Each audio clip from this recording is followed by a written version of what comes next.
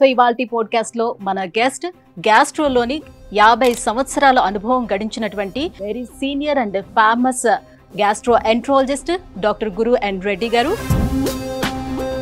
చాలా మంది తినేటప్పుడు టీవీ చూస్తూ తింటేనే ఎక్కువ తినాలనిపిస్తుందని, లేకపోతే ఇప్పుడు చిన్నపిల్లలకి చుట్టూ తిప్పి తినిపించే కల్చర్ కూడా పోయింది. సో ఇలా చేయటం వల్ల కూడా మన గట్ హెల్త్ ఏమైనా పాడవుతూ ఉంటుందా? హ్యాపీగా ఉన్నప్పటికీ ఏం ప్రాబ్లం ఉండదు. ఈ బ్యాడ్ బ్యాక్టీరియా ఎక్కువగా పెరుగుతూ వస్తుంది. దానివల్ల ఏజ్తో వచ్చే జబ్బులు, కొంతమంది తొందరగా చనిపోవడం ఇవన్నీ జరుగుతుంటాయి అన్నట్టు. కార్ ఎక్కడో పార్క్ చేస్తాం, 2 రోజులు 3 రోజుల్లో ఎండ్లో ఉంటుంది. సో మళ్ళీ ఆ వాటర్ని తీసుకొని తాగుతూ ఉంటారు. ఇదంతా కరెక్ట్ పద్ధతేనా? కార్లో పెట్టుకున్న వాటర్ లేకుంటే వాటర్ ఎక్కువగా హీట్కి ఎక్స్పోజ్ అయినప్పటికీ ప్లాస్టిక్ బాటిల్స్లో అది కేర్ఫుల్గా ఉండాలి. ఎందుకంటే plastic will melt, heart attacks వస్తూ ఉంటాయి. మొత్తం ప్రపంచం అంతా చూసుకుంటే ఇండియాలో ఎర్లీ ఆర్ యంగ్ ఏజ్లో ఏవైతే హార్ట్ అటాక్స్ వస్తాయి ఇంకెక్కడ కూడా రావు. ఎందువలన వస్తున్నాయి? ప్యాకెట్ పాలల్లో అసలు పోషకాలు ఏమైనా మిగిలి ఉంటున్నాయా? అందులో అవి తాగడం వల్ల ఏమైనా బెనిఫిట్ ఉంటుందా? పిల్లలకి ఇవ్వచ్చా? యాజ్ ఇండియన్స్ మిల్క్ ప్రోడక్ట్స్లో మనం చాలా వెనుకబడి ఉన్నాం. ప్రోటీన్ చాలా ఇంపార్టెంట్ కదా. వయసు పెరుగుతుంటే కూడా ఇప్పుడు అంటున్నాం మనం, ఈ కండరాలన్నీ మెల్ట్ అయిపోతాయి, వీక్నెస్ వచ్చేస్తుంది, తొందరగా చనిపోతాము. సో ఇటువంటి పేషెంట్స్కు ఇంకా జాగ్రత్త పడాలి. డైట్లో పుష్టంగా డైలీ మంచిగా ఒక చెంచే 2 చెంచాలు ఘీ ప్రతి మీల్లో మీరు తీసుకోండి, according to the new research. Hi, welcome to healthy talks with Suji.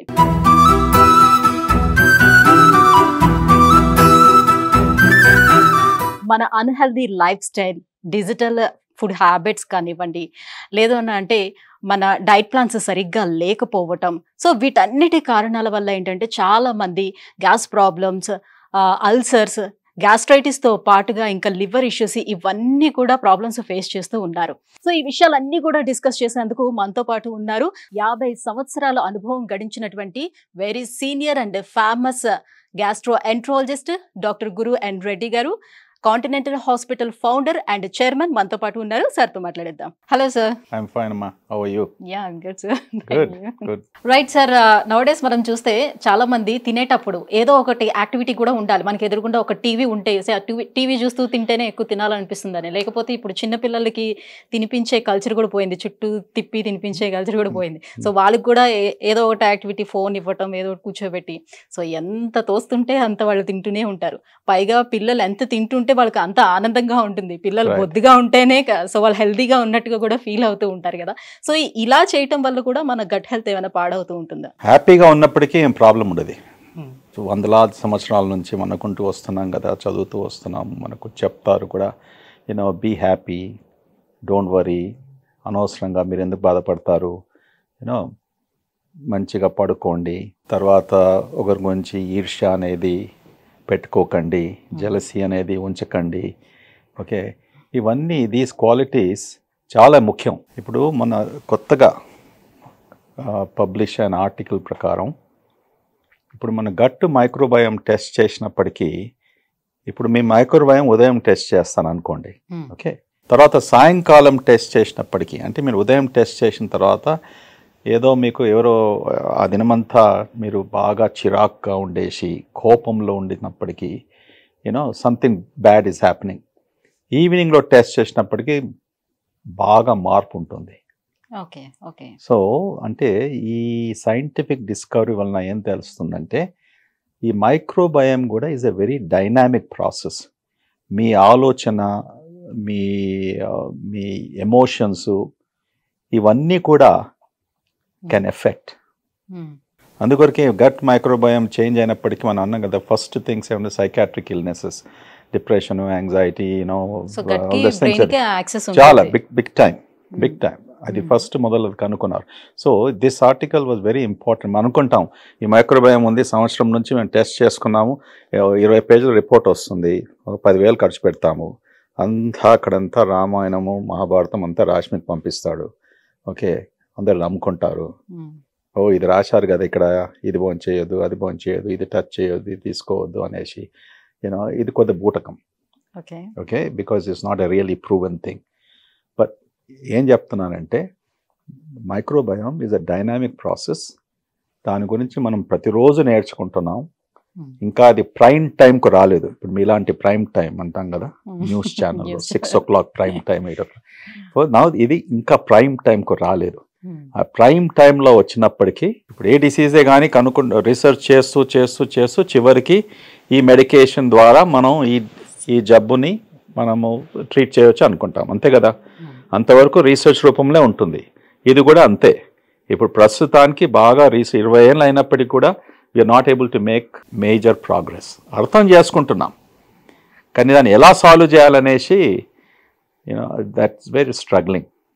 Okay, so కొద్దిగా జాగ్రత్త. మనం ఏ న్యూస్ వింటున్నాము, ఇప్పుడు మీ ఛానల్లో విన్నప్పటికీ కొంతమంది ఇప్పుడు నా ఈ సంభాషణ వినేసి మేబీ దే విల్ ప్రాక్టీస్, ఇంకొక యూట్యూబ్లో వాచ్ చేసేసి అందులో కన్ఫ్యూజ్ అయిపోయి వాడొచ్చేసి ఇది బోన్ చేయొద్దు అది బోన్ చేయొద్దు. there's a lot of confusion, lot of confusion and commotion. కానీ డాక్టర్స్ అడిగినప్పటికీ వాళ్ళు నిజంగా చెప్పాలి, వాళ్ళకు తెలిసినంత వరకు సైంటిఫిక్ ఆర్టికల్స్ ఏం పబ్లిష్ చేశారో అది చెప్తే నమ్మకం కుదురుతుంది. సో మీరు ఇండియాలో ఉన్నప్పుడు బిర్యానీలు, పచ్చడన్నంలు ఇలాంటివన్నీ కూడా సాధారణంగా తిన్నారా? సో వాటి మీద ఇంట్రెస్ట్ ఉండిందా మీకు? మా అమ్మ ఇంట్లో వంట చేసినప్పటికీ బిర్యానీ తినేది.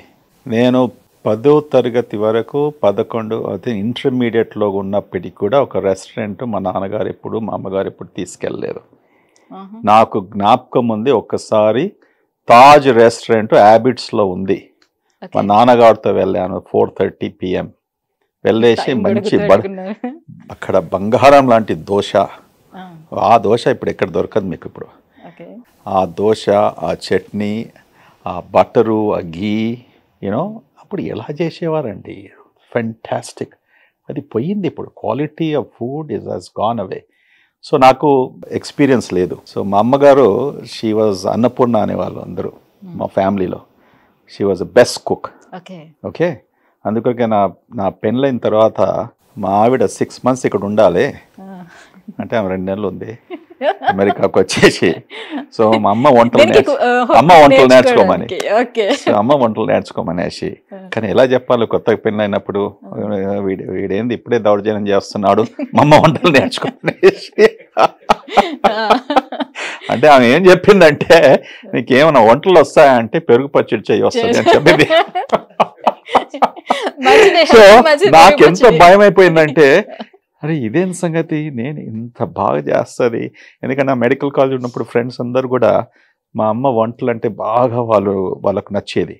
సో ఆల్మోస్ట్ ప్రతి 2 నెలలకు 5-6 మంది అమ్మ దగ్గరికి వచ్చేది. గుజరాతీస్ అయినా, గుప్తాస్ అయినా, వాళ్ళకు నేను నాన్ వెజ్ కూడా నేను అలవాటు చేశాను. So my mother was a very good cook. హెల్దీగా కుక్ చేసినప్పటికీ, ఏం హెల్దీ నాకు తెలియదు, ఇంట్లో భోజనం చేసినందుకు హెల్దీగా అంటున్నాను. అక్కడ కూడా ఇంత ఆయిల్ పోసేది, okay, all that stuff.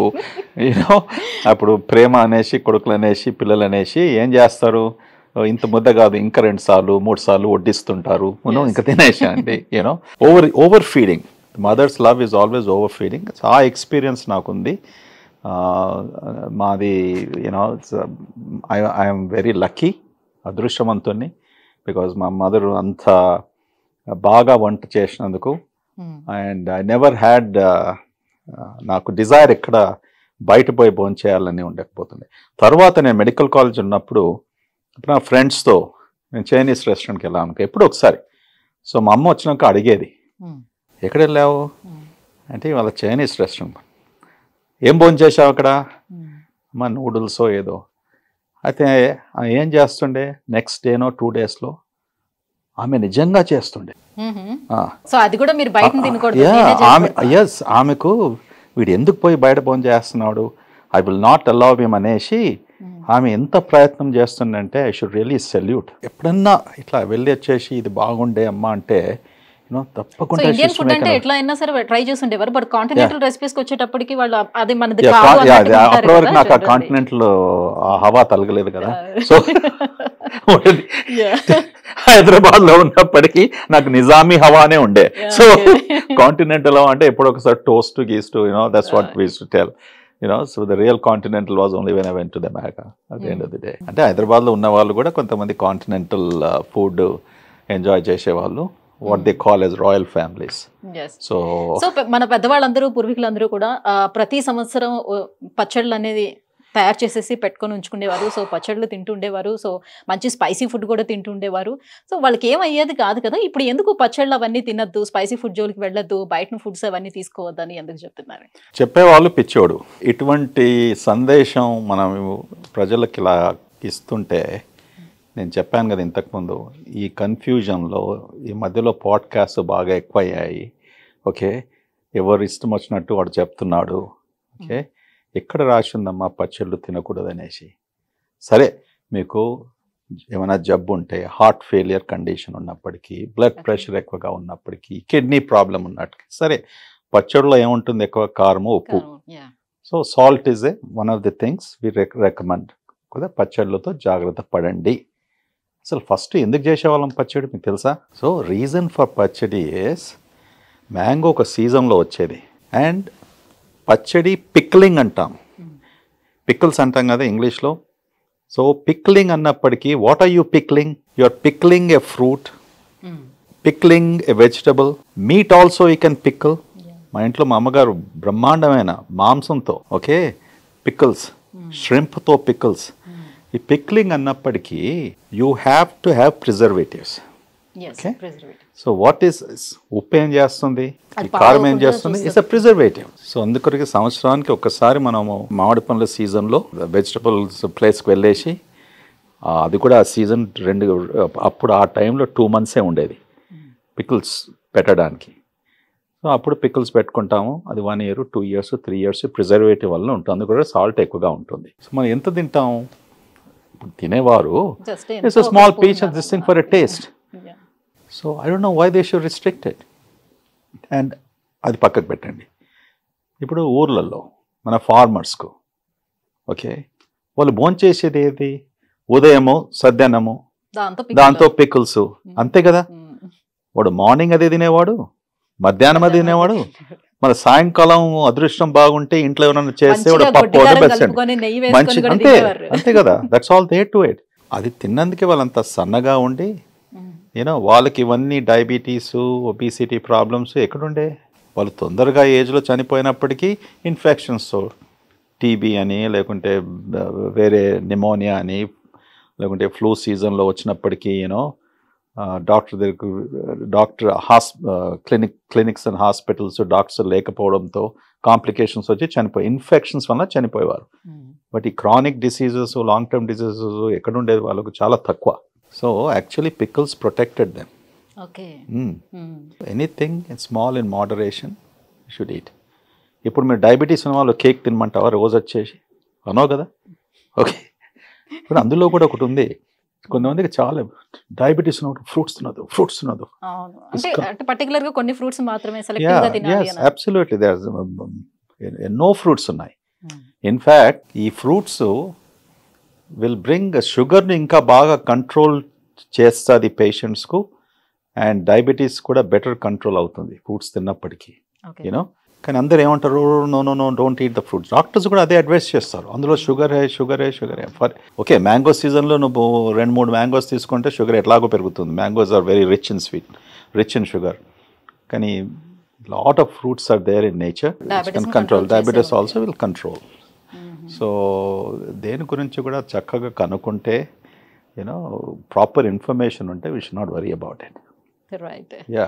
So nowadays మన దగ్గర ఉన్నటువంటి బిల్డర్స్కి ఒక మంచి అవగాహన వచ్చేసింది. మన వాళ్ళు అంటే ఆడవాళ్ళు, ప్రజెంట్ ఆడవాళ్ళు ఎవరు కూడా వంటగదిలోకి వెళ్ళట్లేదు, కుక్ చేసుకోవటం లేదు. కాబట్టి ఇల్లు ఎంత పెద్దదిగా కట్టినా కూడా కిచెన్ వచ్చేటప్పటికి ఒక మనిషి ఉండే విధంగా ఇస్తున్నారు అనమాట.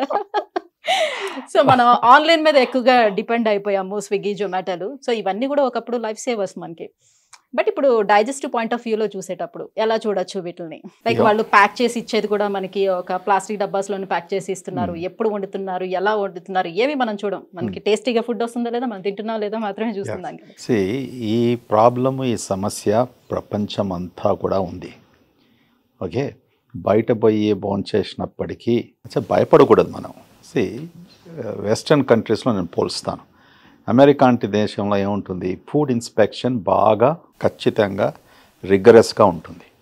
ఓకే, అక్కడ వాళ్ళు వచ్చి సడన్గా ఇన్స్పెక్ట్ చేసినప్పటికీ మన కాక్రోచెస్ అంటాం, ఏమైనా ఇంప్రాపర్ క్లీనింగ్ ఏరియాస్ ఇవన్నీ ఉన్నప్పటికీ వాళ్ళు లైసెన్స్ రద్దు చేస్తారు. వాడు అదంతా రిపేర్ చేసుకొని మళ్ళీ ఓపెన్ చేసే వరకు. ఆ భయంతో దే ఆర్ వెరీ కేర్ఫుల్. అంత అయినప్పటికీ కూడా అవకతవకలు జరుగుతూ ఉంటాయి. సో ఇప్పుడు ఒక డాక్టర్ దగ్గరికి వస్తున్నారు మీరు, వచ్చినప్పటికీ వాడు అంతా చూసుకుంటాడు కదా, ఈ డాక్టర్ ఎటువంటి వాడు, ఈ హాస్పిటల్ ఎటువంటిది. Same thing here. మన రెస్టారెంట్స్కి వెళ్ళినప్పుడు బయట భోంచేసినప్పుడు ఓకే మనం అదే ఆలోచిస్తాం కదా, ఈ రెస్టారెంట్స్ గుడ్ రెస్టారెంట్, వాళ్ళన్నీ పాటిస్తున్నారు, పాలసీస్ బాగున్నాయని. అటువంటిప్పుడు మనకేం ప్రాబ్లం ఉండదు. ప్రాబ్లం ఎక్కడ జరుగుతుంది, వాడు చెప్పేది ఒకటి, మెనూ కార్డులో ఒకటి ఉంటుంది, వాడు యూజ్ చేసే ఆయిల్ ఒకటి ఉంటుంది, వాళ్ళు అందులో ఏం వస్తున్నో తెలియదు, అవి ఫ్రెష్గా ఉన్నదా లేదా అని తెలియదు. Okay, that's the problem. But overall జీవితంలో ప్రతి అడుగున భయపడుతూ మనం ఏం చేయలేము. అడుగడుగున భయంతో ఉంటే మనం ఎలా జీవితం గడుపుతాము? Okay, so you are taking the risk. నువ్వు పోయి బయట ప్లాస్టిక్ యూజ్ చేయొద్దని చెప్తున్నారు. ప్లాస్టిక్ యూజ్ చేస్తే క్యాన్సర్ వస్తుందని చెప్తున్నారు. ఇంకో పక్క నుంచి ఇప్పటి నుంచి ప్లాస్టిక్ యూజ్ చేయాలని కూడా చెప్తున్నారు. ఏంటి నిజం? కరెక్ట్. ఇది కాఫీ సంగతి లాగా.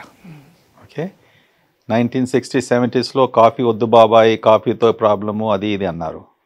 మళ్ళీ 80s, 90s కాఫీ మంచిగా ఉంది అన్నారు. దాని తర్వాత మళ్ళీ కాఫీ అస్సలు కూడా తీసుకోకూడదు అన్నారు. ఇప్పుడు ఏమంటున్నారు, కాఫీ లాగా ప్రపంచంలో మనం ఇంకా అంత స్ట్రాంగ్ యాంటీ ఆక్సిడెంట్ ఇప్పుడు కూడా ఎక్కడ కూడా లేదు, వెజిటబుల్ కింగ్డమ్లోనూ లేదు. ఓకే, ఇవన్నీ రీసెర్చ్ రూపంలో దిస్ నథింగ్ ఇస్ స్టాటిక్. అంటే అందుకొరకే సైన్స్ ఒక విచిత్రమైన సబ్జెక్ట్. ద లాంజివిటీ అంటాం. 50 ఏళ్ళ కింద 60 ఏళ్ళ కింద 1947 సెకండ్ వరల్డ్ వార్ టైమ్స్లో ఇండియన్ లైఫ్ స్పాన్ ఉండే 40 years ఆర్ సంథింగ్. ఇప్పుడు సుమారుగా 70 years, 70+ years అనుకోండి. సో ఎలాగ ఇంప్రూవ్ అవుతూ వచ్చింది. So same thing when things change, అంతే కదా, మార్పు వస్తుంది, అండర్స్టాండింగ్ చేంజ్ అవుతుంది. రీసెర్చ్ వలన కొత్తగా మనం కనుక్కుంటాము. ఓకే, దానివలన మనకు ఉపయోగపడుతుంది. సో అంటే ఇదే రీసెర్చ్ చెప్పింది, ఇదే రీసెర్చ్ చేసి దీనివల్ల ఎఫెక్ట్ అవుతున్నారు పీపుల్ అని చెప్పి మళ్ళీ ఇదే రీసెర్చ్ లేదు ఇది మంచిది అని ఎలా చెప్తారు? ఎలా చెప్తారంటే రీసెర్చ్లో ఏముంటుంది, ఫస్ట్ ఒక టైంలో మనం 1950, 60, 70 అనుకోండి, ఎక్కువగా మనకు వచ్చిన ఇన్ఫర్మేషన్ అంతా కూడా వెస్ట్రన్ కంట్రీస్, అమెరికా లాంటి, యూరోప్, జపాన్, ఈ దేశాల నుంచి వచ్చే ఇన్ఫర్మేషను అది మనం కాపీ చేస్తాము, లేకుంటే ఆ రీసెర్చ్ కూడా కాపీ చేస్తాము, అది మన రీసెర్చ్ కూడా అంటాం. ఓకే, ఇదంతా జరుగుతూ ఉంటుంది ప్రతిరోజు. కరెక్ట్. సో అప్పుడు కొన్ని సంస్థలు, కొన్ని ఇన్స్టిట్యూషన్స్ రీసెర్చ్ చేసేది. అప్పుడు 10 ఉంటే ఇప్పుడు 1000 అయిపోయాయి. ఓకే, దాంతో ఎలా లాభం అవుతుంది అంటే, నువ్వు ఒక రీసెర్చ్ చేసి పబ్లిష్ చేసావు అనుకోండి, అది నిజమా కాదే అనేసి నీ పక్కోడు కూడా రీసెర్చ్ చేస్తున్నాడు. ఓకే, వేరే దేశంలో కూడా అదే రీసెర్చ్ జరుగుతుంది. సో ద బెనిఫిట్ ఇస్ మొత్తం హ్యుమానిటీకి బెనిఫిట్ అవుతుంది. Larger the number of people, అంటే ఆ రీసెర్చ్లో పార్టిసిపేట్ చేసే వ్యక్తులు, ఓకే, పేషెంట్సే అనుకోండి, సబ్జెక్ట్సే అనుకోండి, మోర్ నంబర్ ఆఫ్ పీపుల్ ఉన్నప్పటికీ రీసెర్చ్ అవుట్కమ్ బాగా స్ట్రాంగ్గా ఉంటుంది. నువ్వు 50 మందిలో రీసెర్చ్ చేసి 500 మందిలో చేసినప్పటికీ బాగా తేడా వస్తుంది. సో రీజన్ వై మీరు అన్నదానికి సమాధానం ఏమనగా, ఓకే, రీసెర్చ్ వలన మనం ఏది రుజువు చేస్తామో అది తప్పకుండా చేంజ్ అయ్యే అవకాశం ఉంటుంది. కొత్త డిస్కవరీస్తో, కొత్త టూల్స్తో, లార్జర్ పాపులేషన్ బేసిస్తో చేసినప్పటికీ అండర్స్టాండింగ్ మనకు పెరుగుతుంది, దానివల్ల ఉపయోగం అవుతుంది. Okay, so we should never doubt 10 ఏళ్ల కింద ఇది చెప్పారు, ఇప్పుడు ఎందుకు చెప్తున్నారు? ఓకే, 10 ఏళ్ల కింద ఏమో లేదు, ఇప్పుడు ఏదో వచ్చింది. రోబోటిక్ సర్జరీ ఉండేనా 10 ఏళ్ల కింద? సో వచ్చిందని మనం యాక్సెప్ట్ చేస్తున్నాం కదా, వచ్చిందని మనం యాక్సెప్ట్ చేయాలి, అంతే కదా. సైన్స్లో this is the dynamic thing that changes. ఆ లెర్నింగ్ మనకి ఇంప్రూవ్ అవుతుంది, నాలెడ్జ్ పెరుగుతుంది, దానివల్ల ఉపయోగం అవుతుంది. సో వీ షుడ్ నెవర్, ఒక ఫ్రేజ్ ఉంది అమెరికాలో, డౌటింగ్ థామసెస్ అంటాం. మన అడుగడుగున ప్రతి ఒక్కటి మనం డౌట్ చేస్తూ చేస్తూ చేస్తూ పోతే వానికే జబ్బులు వచ్చేస్తాయి. You don't trust anything. So అందుకొరకే whatever is there currently available and చాలామంది అది ఉపయోగిస్తుంటే, చాలామంది అది అండర్స్టాండ్ చేసుకుంటే, అది పాటిస్తుంటే మనం కూడా పాటించుకోవాలి, అంతే కదా. There is nothing new about it. So ఈ విషయంలో మీరు కాఫీ గురించి మాట్లాడేటప్పుడు ఇంకొక డౌట్ కూడా నాకు రైజ్ అయింది. సో పరగడుపున టీ కాఫీలు తాగకూడదు డైరెక్ట్గా అని చెప్తూ ఉంటారు. బట్ బెడ్ కాఫీలు అవి తాగుతారు. బికాస్ మన నోట్లో మంచి బ్యాక్టీరియా అప్పుడు ఉంటుంది. సో తాగితే కడుపులోకి వెళ్తుంది. సో అది మంచిది. సో బెడ్ కాఫీలని ఒక ఆర్టికల్ స్టార్ట్ అయింది. సో రెండిట్లో ఏది కరెక్ట్ అంటారు? ఈవెన్ ఐ మీన్ వెస్ట్రన్ కల్చర్లో కూడా వాళ్ళు పొద్దున్న లేచిన వెంటనే లైక్ చాక్లెట్ లాంటిది కూడా బిఫోర్ బ్రష్ చాక్లెట్ లాంటిది కూడా తీసుకుంటారు. సో ఆ బ్యాక్టీరియా కోసం అని చెప్పేసి వాళ్ళు తినేస్తారు అని చెప్తూ ఉంటారు. ఏది కరెక్ట్, ఏది నిజం? ఏమో సుజిత, నువ్వు చదివే పుస్తకాలు నేను చదువుతలేను. ఇది కొద్దిగా విచిత్రంగా అనిపిస్తుంది. నేను చెప్పకుండా చదువుతాను ఇవాళ, ఏముందో చూస్తుంటాను. But I'll tell you facts are, ఉదయంగా లేచినప్పటికీ మనం ఫస్ట్ ఏ కల్చర్లో కానీ కూడా ఒక కప్ ఆఫ్ కాఫీ, ఒక కప్ ఆఫ్ టీ, ఓకే, అది కామన్ కల్చర్. ఎందుకు తీసుకుంటాం మనం కాఫీ? కొంచెం యాక్టివ్ అవటం అంతే. That's all to stimulate your brain, cortical stimulation, active అవడానికి, so that your day goes well and all of those things. కానీ నీకు బెడ్ టైం కాఫీ ఎవరు చెప్పారు? నేను ఎప్పుడేం లేదు. ఐ మీన్ లేచేటప్పుడు కాఫీ, లేచేటప్పుడు bed coffee. Bed coffee, that basic early morning to take a cup of coffee. Bed coffee అంటే అది హస్బెండ్ వైఫ్లో రిలేషన్షిప్, అందులో ఎవరు తెచ్చి ఎవరికి ఇస్తున్నారో తెలియదు. అదంతా సమస్య చాలా మటుకు ఏళ్ళ తరబడి నడుస్తుంటుంది.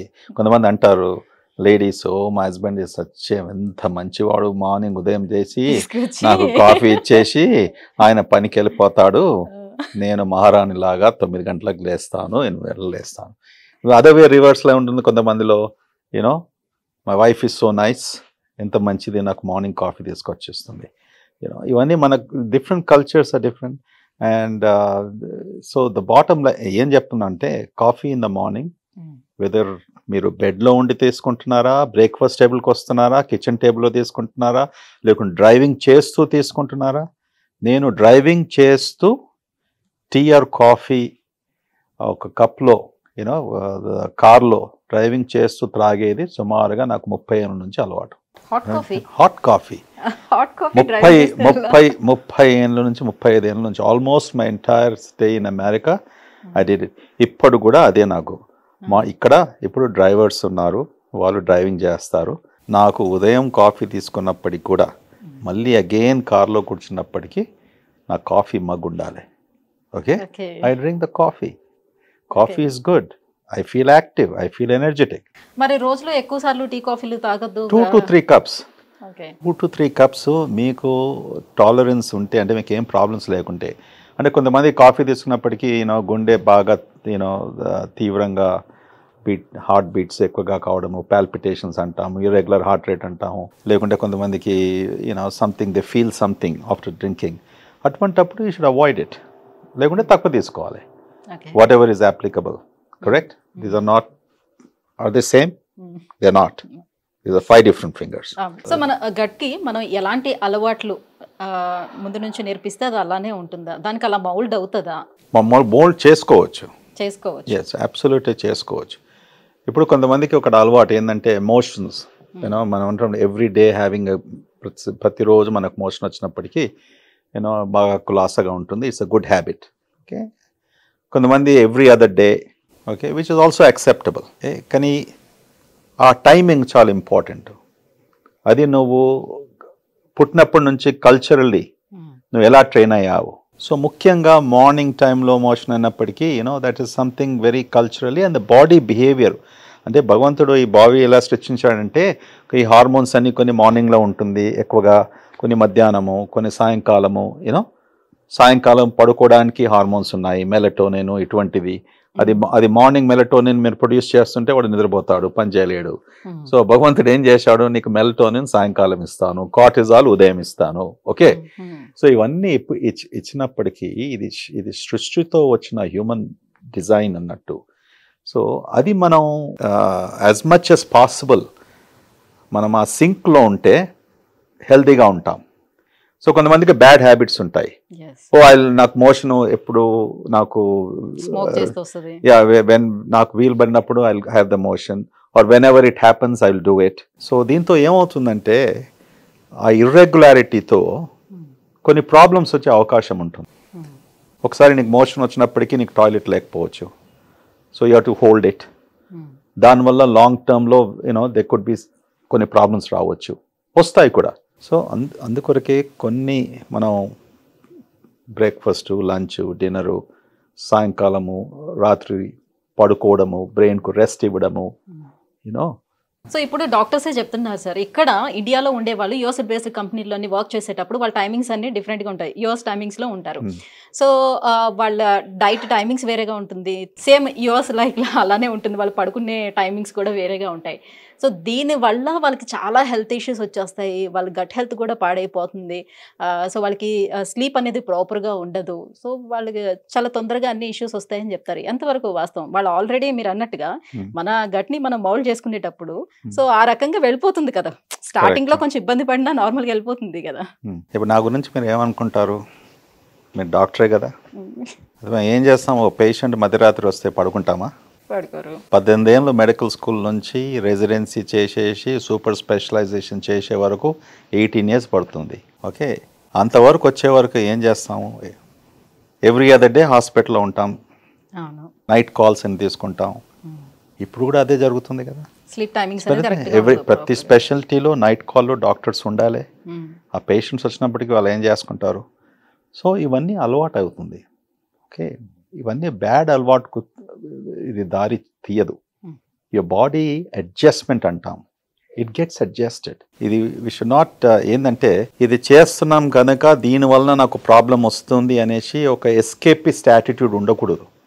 ఇప్పుడు హెల్త్ కేర్లో అందరు డాక్టర్స్ 6 గంటలకు వెళ్ళిపోతే ఫ్యాక్టరీ లాగా ఎలా నడుస్తామా? Look at all these young nurses. వాళ్ళ వయసు ఎంత ఉంటుంది? 19, 20, 21, 22. ఒక్కసారి చూస్తే పాపం అనిపిస్తుంది. నైట్ షిఫ్ట్లో ఇంతమంది 100,000 మంది పనిచేస్తూ ఉంటారు, వాళ్ళు సేవ చేస్తూ ఉంటారు. But they are healthy, absolutely healthy. So IT companies కూడా గ్రేవ్యార్డ్ షిఫ్ట్ అంటాము, సాయంకాలం పనిచేసేవారు. సో మనకేం ఎక్సెప్షన్ లేదు.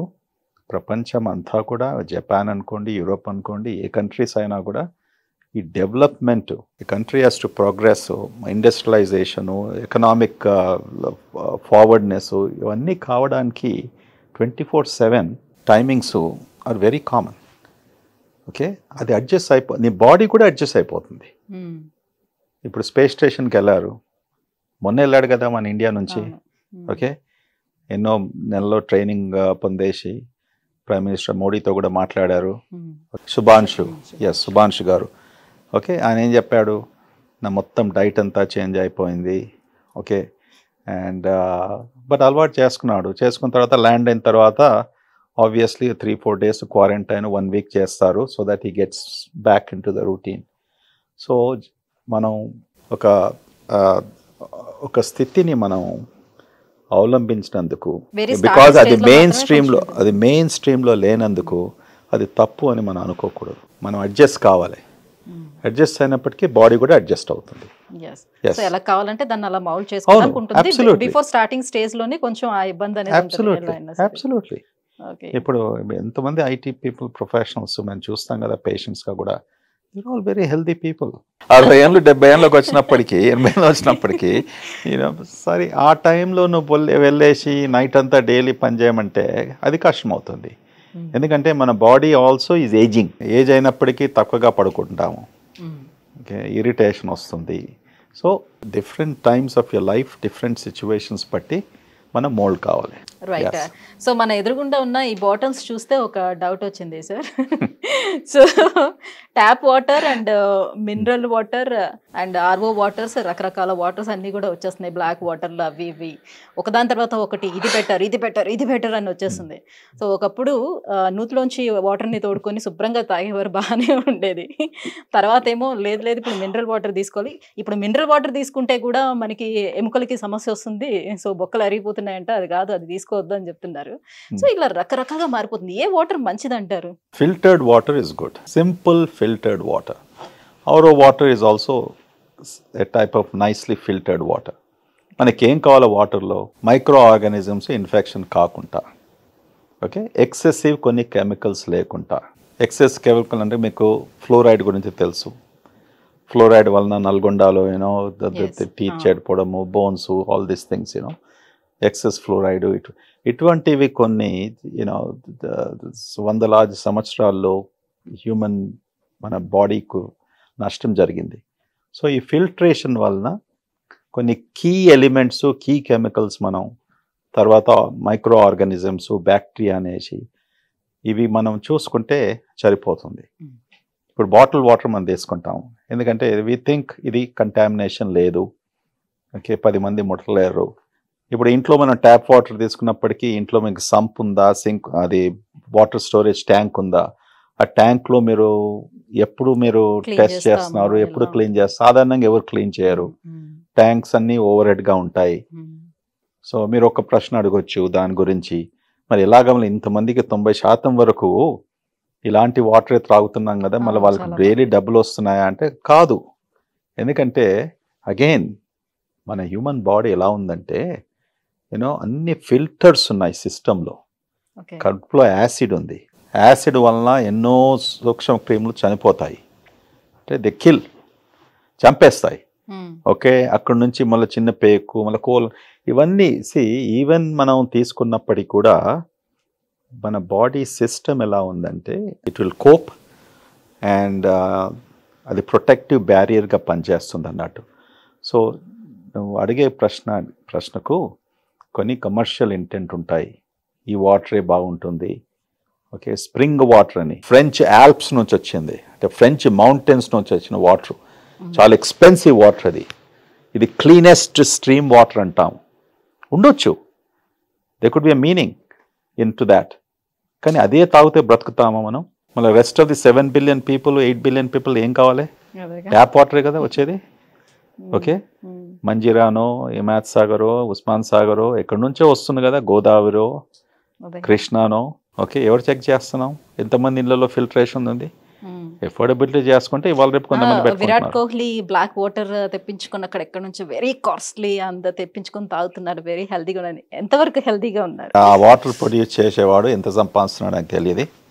ఓకే, సో ఇవన్నీ all marketing, commercial. Always some truth ఉండొచ్చు. మీన్స్ ఈ బ్లాక్ వాటర్లో ఇంప్యూరిటీస్ బాగా తక్కువగా ఉండొచ్చు. ఓకే, తక్కువగా ఉన్నప్పటికీ వేరే వాటర్ అంతా చెడుపు వాటర్ అనలేం కదా. మీరేం వాటర్ తాగుతారు? Normal RO water. RO water, okay same thing, అదే తాగుతాను. ఇప్పుడు ఇది ఎక్కడి నుంచి వస్తుందో, ఏం చేస్తుందో ఎవరు లెక్క పెడతారు? Okay, Bisleri is a good company అనుకుంటాం. ఓకే, వచ్చినప్పటికీ ఆ నమ్మకంతో మనం మెడిసిన్ తీసుకుంటాము, కూరగాయలు కొనుక్కుంటున్నాము, మీట్ షాప్కి వెళ్తాము, స్వీట్ షాప్కి వెళ్తాము, అంతే కదా. So the same thing here, credibility in లైఫ్లో, జీవితంలో ఇంపార్టెంట్. ఇప్పుడు మీరు నన్ను ఇంటర్వ్యూ చేస్తున్నారు, ఓకే మీకు ఎంత నాలెడ్జ్ ఉంది, ప్రశ్నలు అడుగుతున్నారు, ఓకే అది క్రెడిబిలిటీ కదా. So I can trust you. So the same thing, everything we have to go by what is the produce, what is the thing అట్లా అనేసి. ఇప్పుడు ఒకసారి ఓపెన్ చేసిన ఆ బాటిల్ని సో ఎంతవరకు దాన్ని తాగొచ్చు? చాలా మంది ఇప్పుడు కార్స్లో వెళ్ళేటప్పుడు ప్లాస్టిక్ బాటిల్ వాటర్ తాగొద్దని చెప్తున్నారు ఒక పక్క నుంచి, ఇంకొక వైపు నుంచి ఇలానే సగం వాటర్ తాగి ఇంకొంచెం వాటర్ని మనం కార్లో అలానే ఉంచుతాం, కార్ ఎక్కడో పార్క్ చేస్తాం, 2 రోజులు 3 రోజులు ఎండ్లో ఉంటుంది, సో మళ్ళీ ఆ వాటర్ని తీసుకొని తాగుతూ ఉంటారు. ఇదంతా కరెక్ట్ పద్ధతేనా? యా, సో ఒకటి కార్లో పెట్టుకున్న వాటరు, లేకుంటే వాటర్ ఎక్కువగా హీట్కి ఎక్స్పోజ్ అయినప్పటికీ ప్లాస్టిక్ బాటిల్స్లో అది కేర్ఫుల్గా ఉండాలి. ఎందుకంటే ప్లాస్టిక్ విల్ మెల్ట్, కరుగుతుంది కదా, అంటే మనకు కనబడేది కరిగేసి ఇది అంటే అది నువ్వు మంటలో పెడితే అది వేరే సంగతి, కానీ ఆ ఉన్న వామ్త్లో టెంపరేచర్ కార్లోనే 100 degrees ఉంది, ఎయిర్ కండిషన్ లేకున్నప్పటికీ అయినా కూడా water we don't know what is the leaking, minute leaks that happen. అందుకొరకే ప్లాస్టిక్ ఈజ్ నాట్ గుడ్ అనేసి 20 years నుంచి అనుకుంటూ వస్తున్నారు. బట్ నా మీరు చెప్పినట్టు కూడా ప్లాస్టిక్ ఈజ్ ఓకే అని అంటున్నారు, సంథింగ్ ఎల్స్ ఈజ్ బ్యాడ్ అంటున్నారు. So this is again on going research. ఇవన్నీ కూడా మనం ఎట్లా కొత్తగా కనుక్కున్నప్పటికీ అది చెప్తూ ఉంటాం. సో మీరు అడిగే ప్రశ్నకు బెటర్ నాట్ వాటర్ ఓపెన్ చేసినప్పటికీ ప్రాపర్ ఎన్వైరన్మెంట్లో పెట్టేసి ఉంటుకుంటే, ప్రాపర్ టెంపరేచర్లో ఉంటే there is no problem. You don't have to keep it in the refrigerator also. But excess heat ఉన్నప్పటికీ ప్లాస్టిక్ బాటిల్స్లో ఉన్నప్పటికీ జాగ్రత్త పడాలి. Okay. It's a simple logical approach. So ఈ మధ్యన మనకి gut cleanse and green juices and detox diets ఇవన్నీ కూడా వచ్చాయి కదా సార్. సో ఇవన్నీ నిజంగానే గట్ని క్లీన్ చేస్తాయా, లేకపోతే ఇది కూడా మార్కెట్ స్ట్రాటజీస్?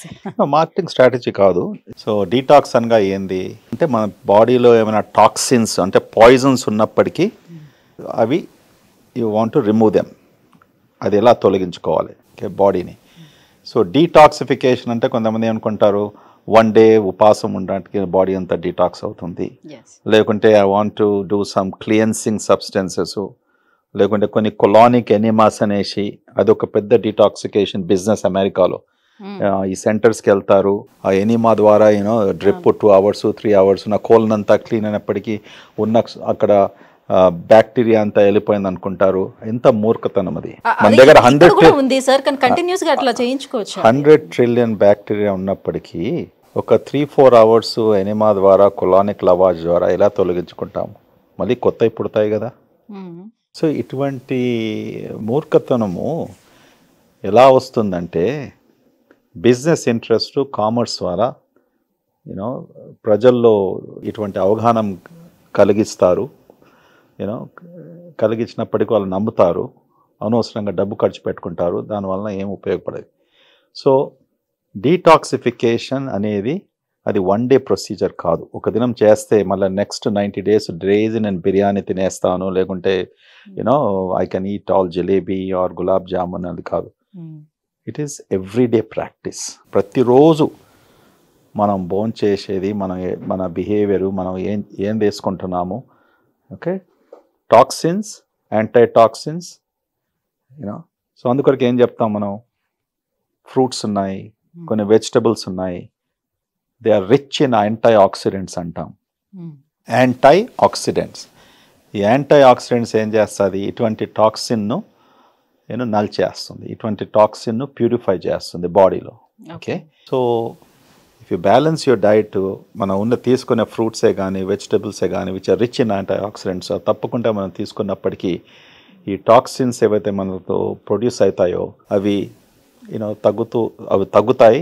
దాంతో it will also protect your health. 1 time detoxification is humbug, and దాంతో ఏం మనకు లాభం లేదు, అనవసరంగా డబ్బు ఖర్చు పెట్టుకుంటున్నాం.